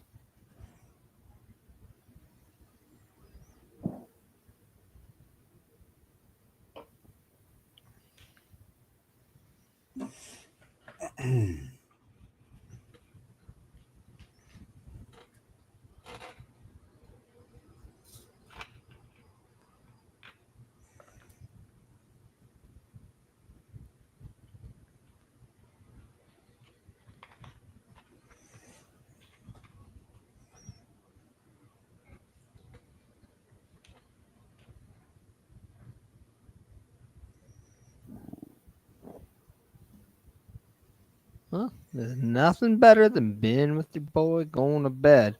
So we all know that. All right. But we do have Big Bronson Reed going up against LA Knight. Not in the main event, but in a grudge match. Paul Heyman did say, it wasn't a prediction, but it was a spoiler, that something bad would happen to LA Knight sometime tonight. So that remains to be seen, as Bronson and Braun Breaker did try to get a little sneak attack in on LA Knight to start the show, but it was LA Knight who brought in a steel chair to kind of save himself some time. So what can we see out of Paul Heyman and potentially his vision for LA Knight tonight?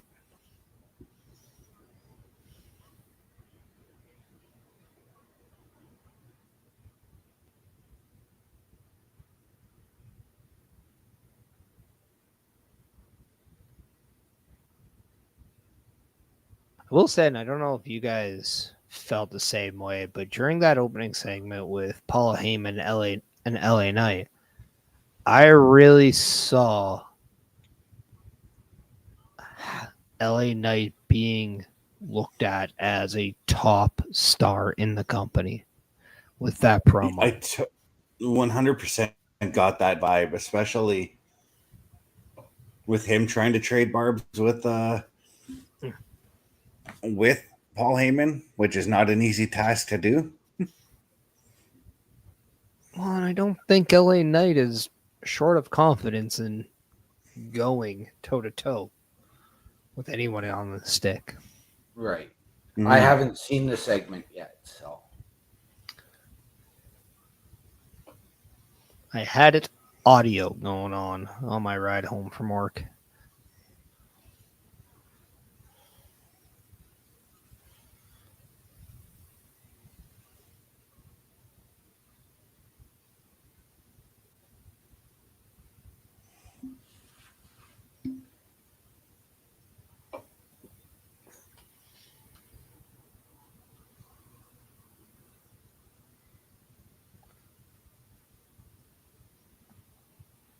I like that reversal. That was a different reversal. It was. And a nice DDT coming out of it from LA Knight as he takes a shot at Braun Breaker, who tried to get on the apron there.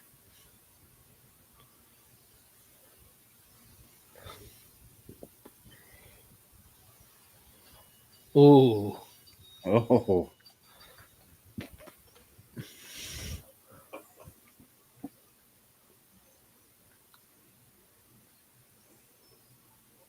There's only so much Braun Breaker could take before his ire is risen. Does anybody else get a Bubba Ray Dudley vibe from Braun Breaker? When he kind of stands there after the spear and he's in that little, right there. Yeah. It's like when he had that like speech impediment thing going when he first debuted in WWF at the time. Yeah. But he had that little like stare. They have very similar stares. I was going to say that even after the spear, you remember the stare Bubba would go into after powerbombing a woman? I see that in Braun Breaker as well.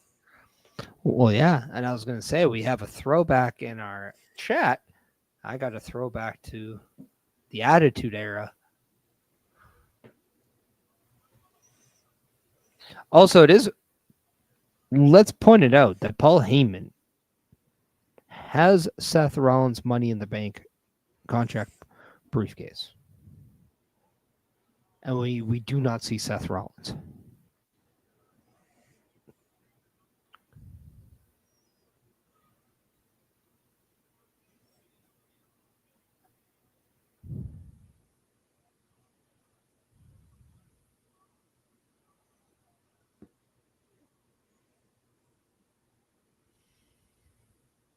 I wonder if LA Knight, because it seems like they're going to be taking LA Knight here to take him off TV, maybe.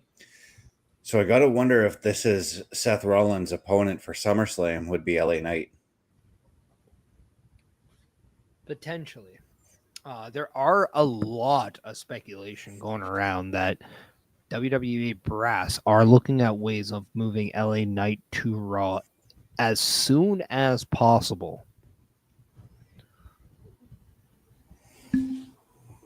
So I wonder if this is just a way to get that happening. Right. Mm-hmm. Now, as Or you maybe alluded that's where to, you open up like a quick trade or something. Go ahead, I OMD. was going to say, as you alluded to, Paul Heyman has Seth Rollins' Money in the Bank briefcase, but we haven't seen Seth Rollins yet. But with our main event still to come, could we see him here? I don't think it shouldn't be ignored.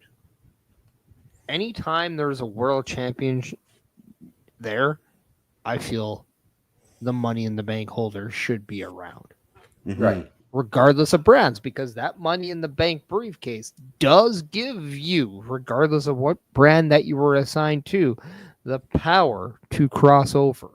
Yes, it does. So I kind of hope we do see Seth Rollins, because he could come out and just hold the briefcase like he did not too long ago. Right. Mm-hmm.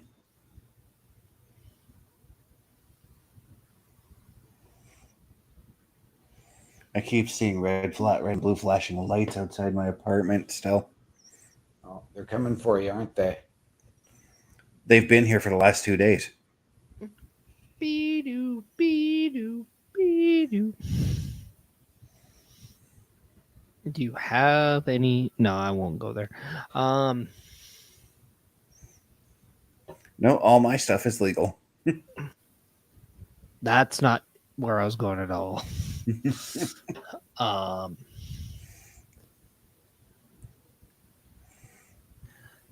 But we are seeing Randy Orton on the Be Right Back SmackDown graphics screen. He is advanced to the finals of the King of the Ring tournament for a second consecutive year.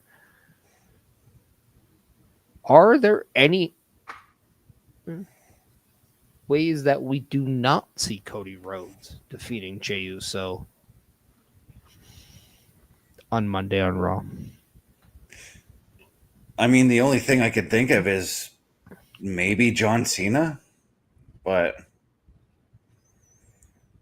because I can't think of any other angle that Cody's involved in at this point. Well, on Monday, it was Cody that came out to stop the beatdown with Seth Rollins and his group, but we just got a weird stare down between Seth and Cody. That's right, too. Do we see Seth Rollins potentially costing Cody Rhodes the opportunity?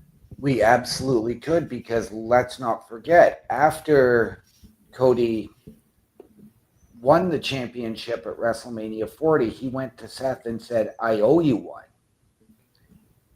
And he has never been able to give Seth that opportunity.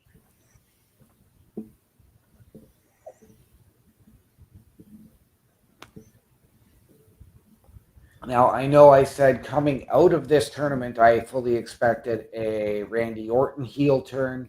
Could this be where we get the shock of all shocks and get the Cody Rhodes heel turn? I don't think we get that here. No. I don't think we get that on a SmackDown.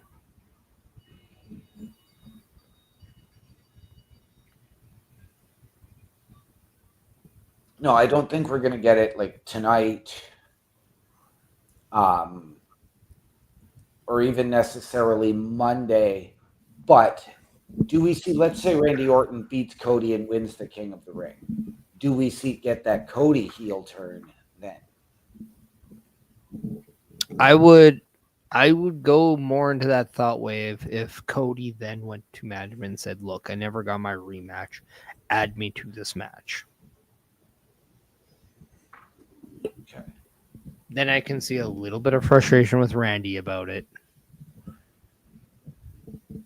Cody Rhodes kind of took a shortcut to go back and get his match. Yeah.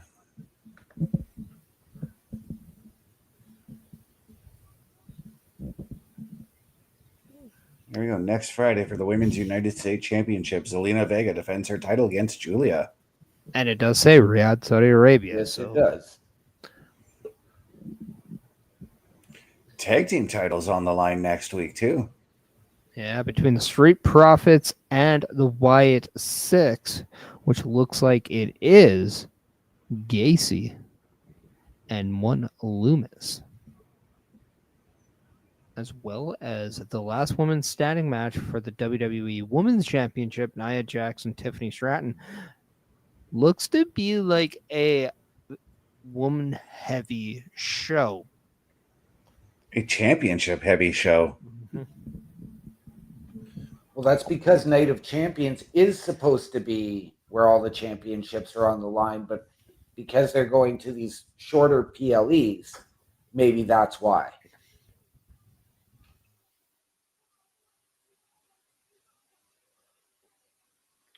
Well, we just got another title match at Night of Champions as Jacob Fatu has put up the challenge to Solo Sikoa for the U.S. Championship.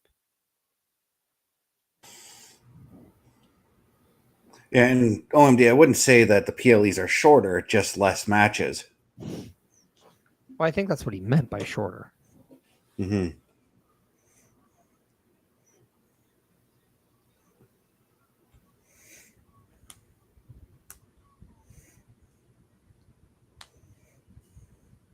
Not gonna lie, there was part of me that was hoping for new music with Ron Killings, aka Ron R-Truth. Yes. I was hoping we would hear, the truth shall set you free, reminiscent of, 2011. Maybe not so much the exact 2011, Right. but maybe a remix. I mean, he is a musician after all. He is. I mean, how do you remix no music, though? Because all he did was the truth shall set me free, and then there was no music, and he would just walk out. You add music. There you go.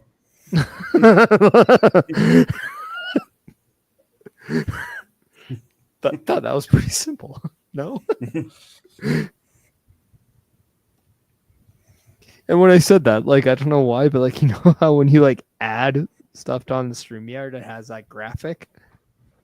That's exactly what I'm looking at. Yeah. Or looking at when I said that too.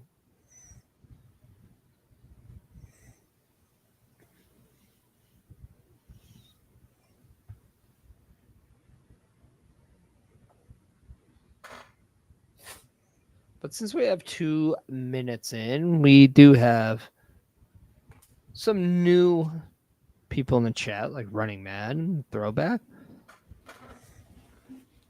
Overkill has always done the body good. Everybody, let's check out the weekly calendar once again. Turnbuckle Studios and the Turnbuckle Affiliation Program bring you the week of streams. All times are in Eastern Time. Monday nights you get the Locker Room Breakdown at 7 p.m., followed by the Raw Patrol at 8 p.m. Tuesday brings you the flagship show, Turnbuckle Talk, at 8:05 p.m. Wednesday we play games with the PlayStation Showcase at 8 p.m. Thursday we got total non-stop action with Brace for Impact at 8 p.m. Friday we game again with Unleashed, the Jessica Wilde story at 7 p.m. Following the game, join us for the Smackdown Security Detail at 8 p.m. The weekend brings you Saturday Night Gaming at 8 p.m. On Sunday, be sure to catch the Chris Parrish podcast at 12:15 p.m. followed by the Boar's Nest at 8 p.m. Be part of the shows and join the chat every day. And once again, for everyone, if you want more information about the Turnbuckle Affiliation Program, please check out turnbucklestudios.org, where you have a chance to get more affiliated with Turnbuckle Studios.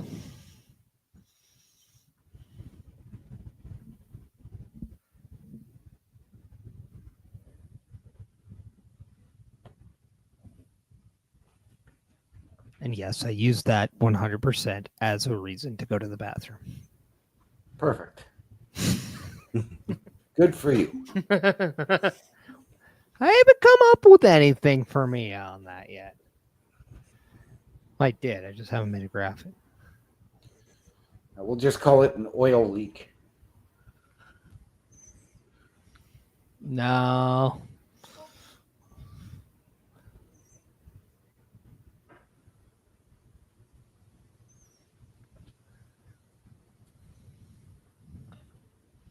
Just got to make that PIP logo. You know, a lot of people think it's picture in picture, but it's something else. Just like a heel, John Cena is something else. John Cena is coming out right now. I believe this is the first time he has wrestled as champion, not on a PLE or advertised big event, but just a regular television broadcast like Raw or SmackDown. Yes. It is. I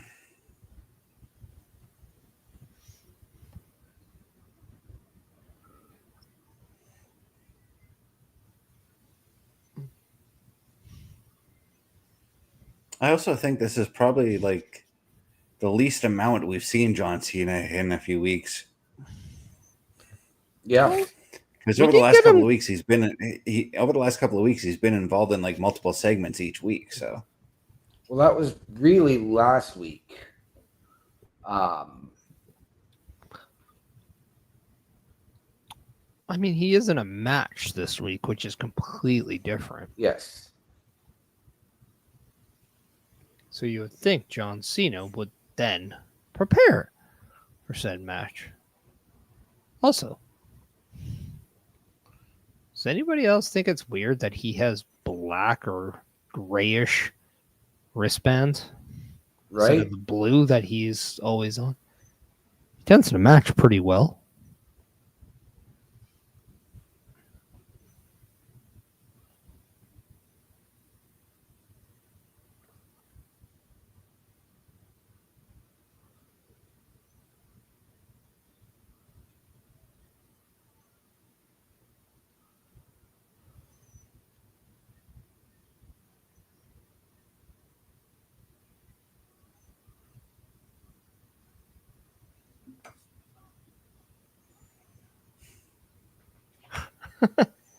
still love how he does the Hunter Hearst Helmsley bow. Right? It's a curtsy.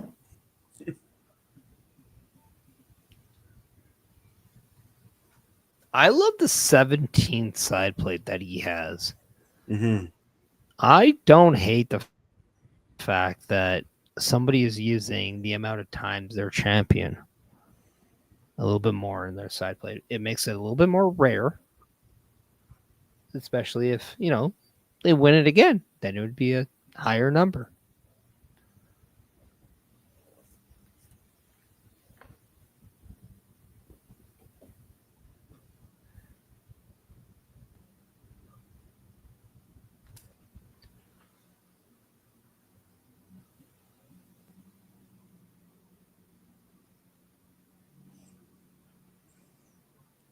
And straight to it for our truth there. Yep.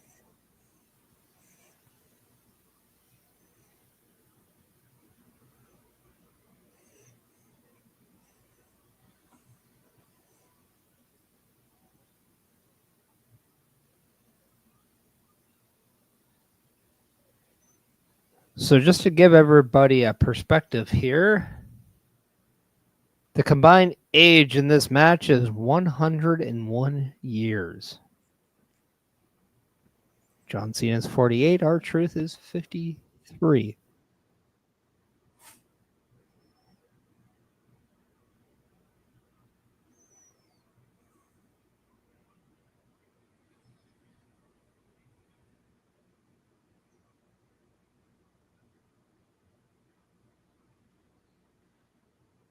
R-Truth, 53 years old and still gets a contract with the most successful wrestling company in the world.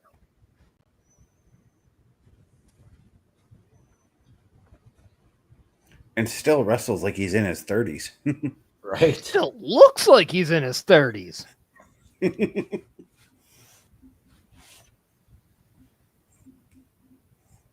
But both men wearing jorts in this match, or at least a version of them.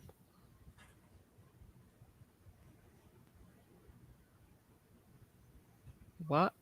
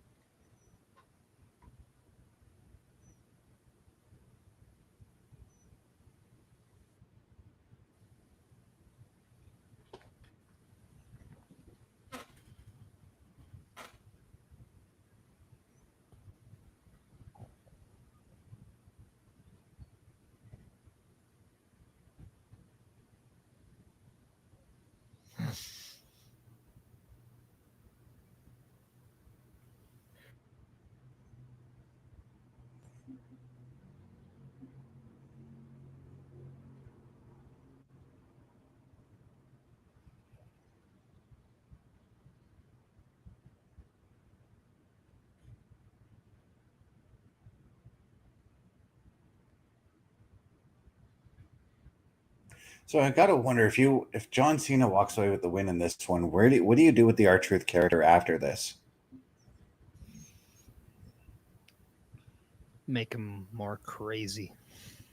I think that's where you're going to see a name like the Aleister Black after what happened earlier in the show, or potentially even that Damian Priest situation.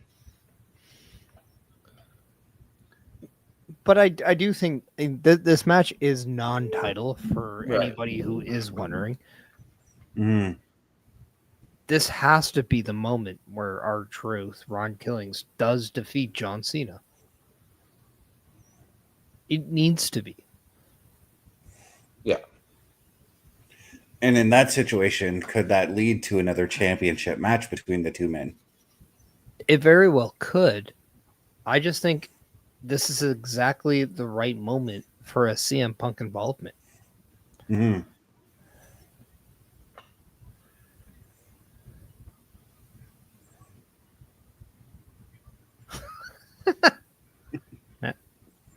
As we see an inner Steve Austin with that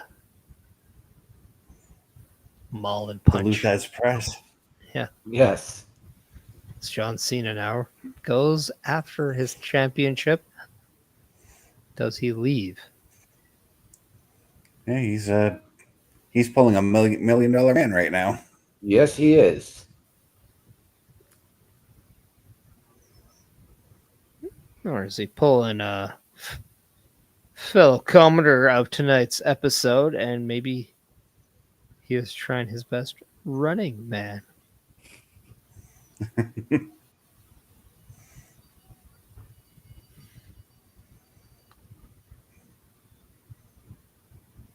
Yeah, we're getting a disqualification finish. But an R-Truth win. And a CM Punk. Yes.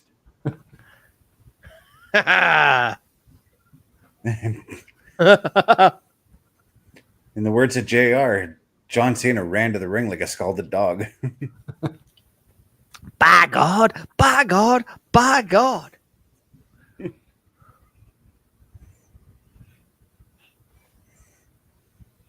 John Cena, you're acting like a real Jezebel. Well, he has been a Jezebel. Exactly. I just wanted to say that. Oh. Well, he just rang CM Punk's bells. Well, Black Hawk down.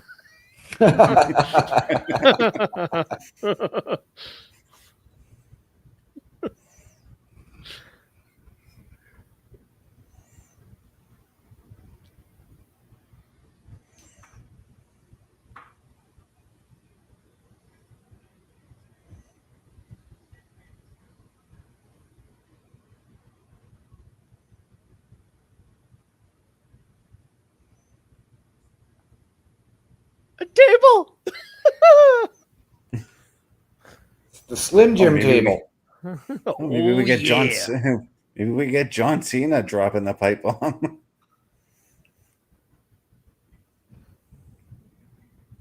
Or does R-Truth come back and put him through a table?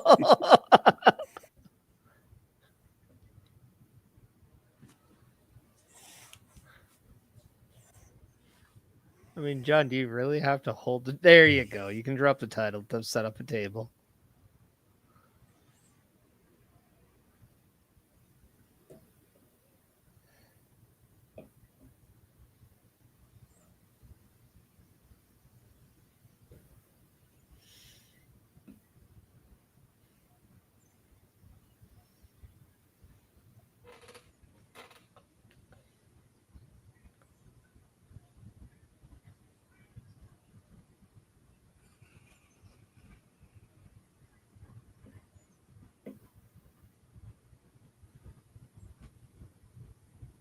Well, Yeah, there we go.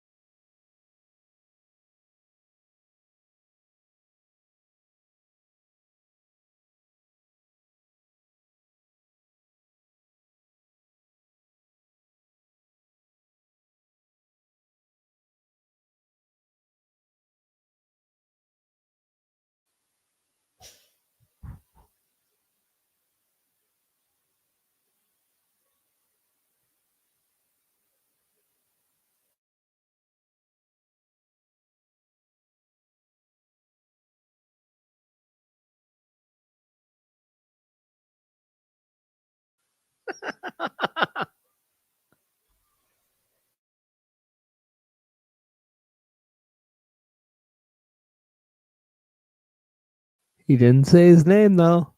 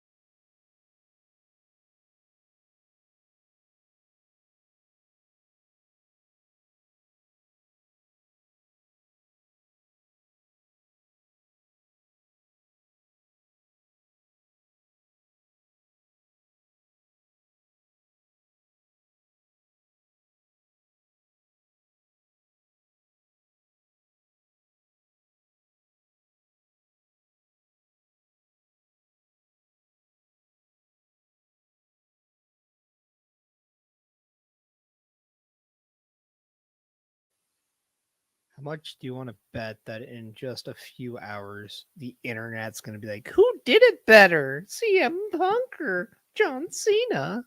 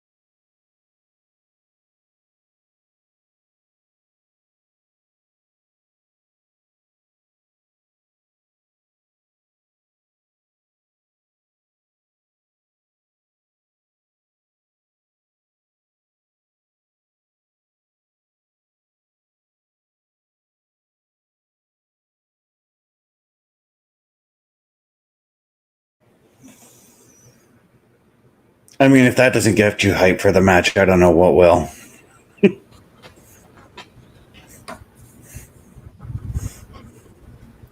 Perhaps the best promo I have ever heard John Cena cut.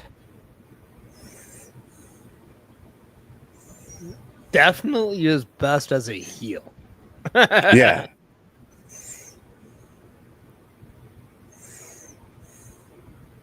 There are three things that were fantastic about that.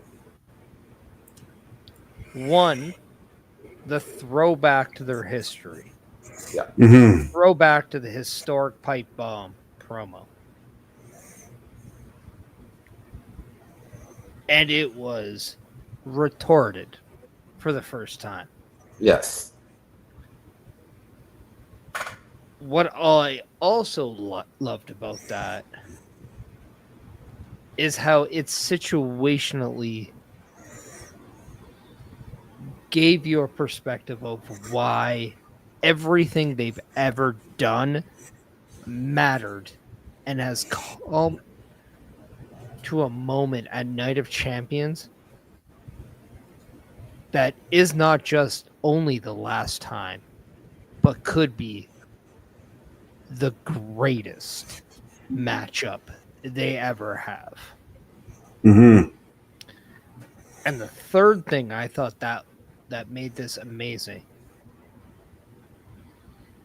was that it was absolutely pure in the sense we didn't get R-Truth coming back. We didn't get a Seth Rollins appearance.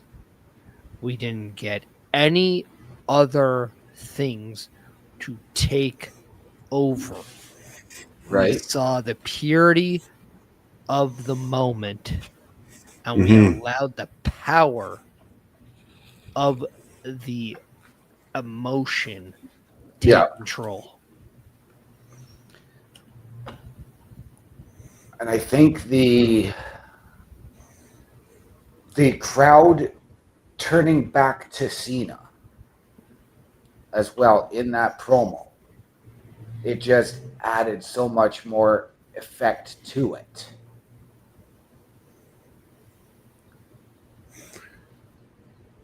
He's not a babyface, he's still a heel, but the crowd started to flip sides on him again for his honesty. But did they really start to flip sides, or were they just cheering the moment? I think it's a little bit of both. Yeah. You know what that was as soon as he grabbed the microphone. You knew exactly what was coming. We got as giddy as a kid gets on Christmas Day. Yeah. When we saw that. And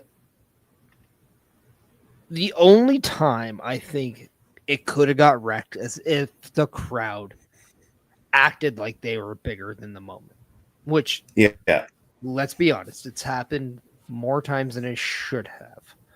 And Oh, it's yeah. hard to, because let's face it, as fans, you get carried away and sometimes you just don't know when to say stop. But they didn't take over the moment.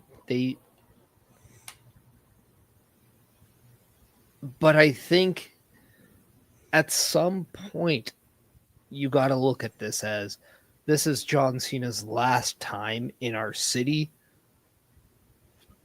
We know he's playing a character. We know he's this bad guy. But that's not how we want to send him off because of what he has done for the last almost 26 years.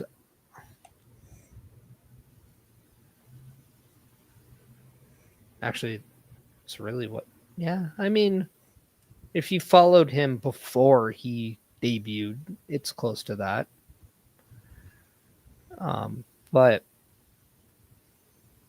a lot of your memories of John Cena is not going to be this heel moment, but it's your final one. Right? So you're conflicted as a fan. You're conflicted as a human being when you know the history. You get giddy with the nostalgia. But then you realize that that moment comes to you as a fan. Oh, Yeah. this might be the last time I ever see John Cena live. And because of that, you kind of want to either just say thank you or go with the moment. So Right? it's a hard thing to do because John Cena's don't come every day. No, they don't. And I know, like, No. you had your John Cena moment this year at the Royal Rumble. I've had mine. Was the Royal Rumble my John Cena moment? We'll never know. Year's not over. Touche. Right. But, like, everybody asked, how could he? How could he? And my response, the way I feel about it was, he's given us what we have been asking for the last 15 years out of this 26-year run that we have been aware of John Cena. He's never he's never flip-flopped back and forth between heel and babyface. So we've never had that, dog and pony show of, okay, this is where you're better suited there, this is where you're better suited here. So this whole year is that one big moment.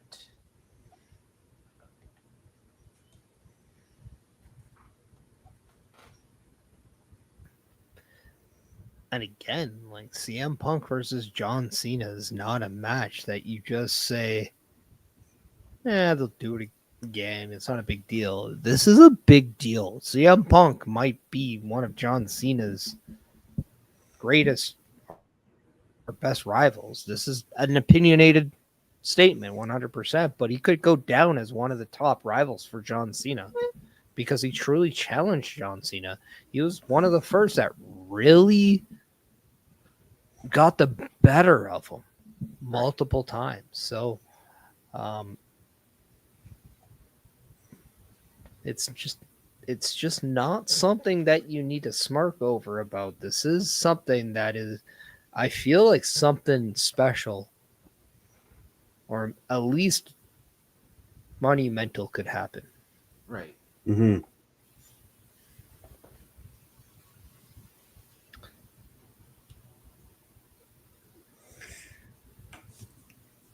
Yeah, I keep going back. Like, I keep thinking about Parrish when you said that. Like, when you think of your John Cena moments, mine was Unforgiven 06, where I got to see him wrestle Edge live in TLC, and I keep thinking that wasn't the last time I got to see John Cena live, but the last time I got to see John Cena live was in 2010 at a house show. And I keep thinking just how much I'm actually going to actually cherish that memory of seeing John Cena for the last time in the ring. Right.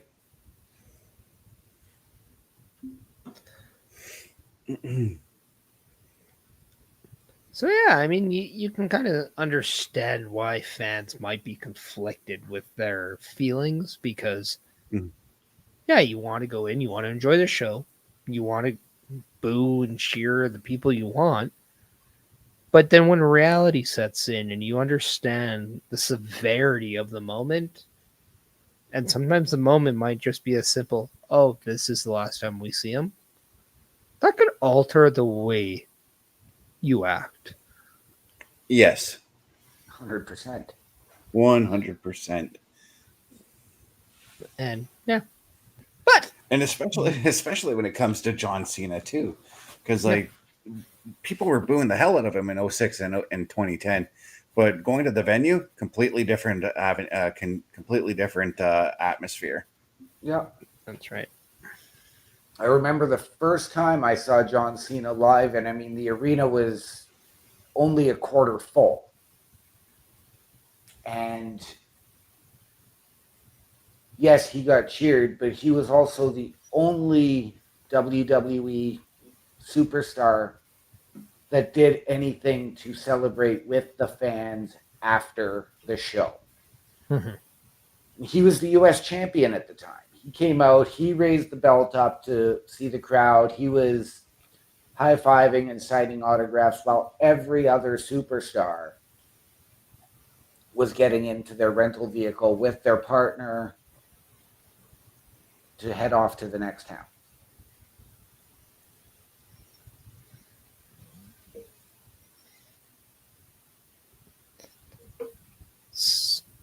So with the show being over, that just means one thing. That the Smackdown Security Detail is finishing its shift. But before we do that, let's go with final words from everyone about not only the show, but also where we could find them next. OMD, let's start with you. The show was fantastic. Right from where I picked up with Alexa Bliss coming to the ring, and it just built, and that promo at the end was chef's kiss. But I think the moment that really struck me the most was the Jacob Fatu Solo Sikoa promo in the ring. That really encapsulated everything right with SmackDown and right with WWE. But if you are looking for me socially, ladies and gentlemen, you can find me at my Linktree, linktr.ee/OMDShow. And you can catch me visually Sunday night, 8 p.m. on the Boar's Nest. I'm not sure if Bubba Duke will be with me or not. Mr. Best, over to you. Yeah, you can find me at my Linktree, linktr.ee/Chris_best83. Look for me tomorrow night, Saturday Night Gaming, where we're going to be playing some more Ark Survival Ascended. And we're going to be showcasing the new map that got released just the other day. And final thoughts on tonight's episode of SmackDown. Yeah, but overall, I thought tonight's show was pretty good. There was a few lulls that I found in there. But I think those lulls are going to lead to something bigger down the line. That's how I've learned to look at those situations. All right.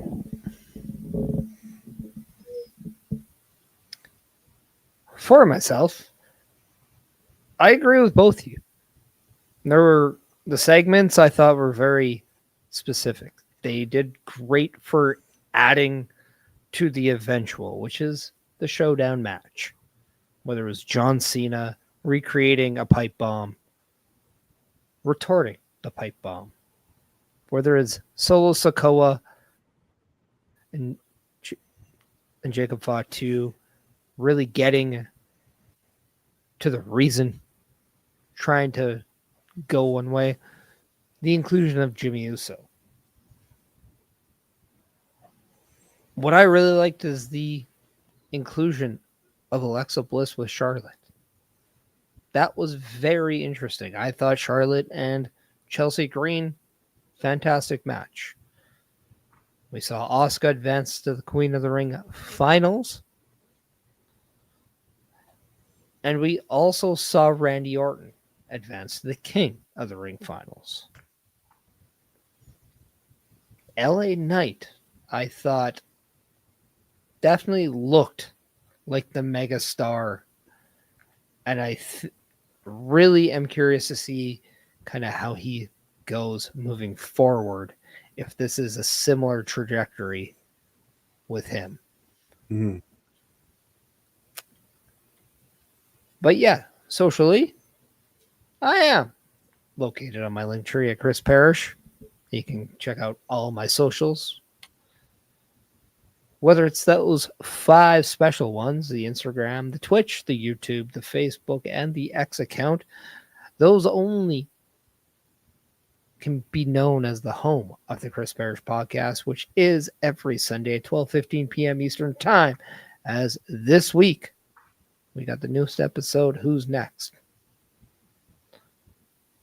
Always got to give a shout out to Beercade YEG. You can check them out on 105 82nd Street and all their socials that are ticking down below. Until then, I throw it back to you, Best.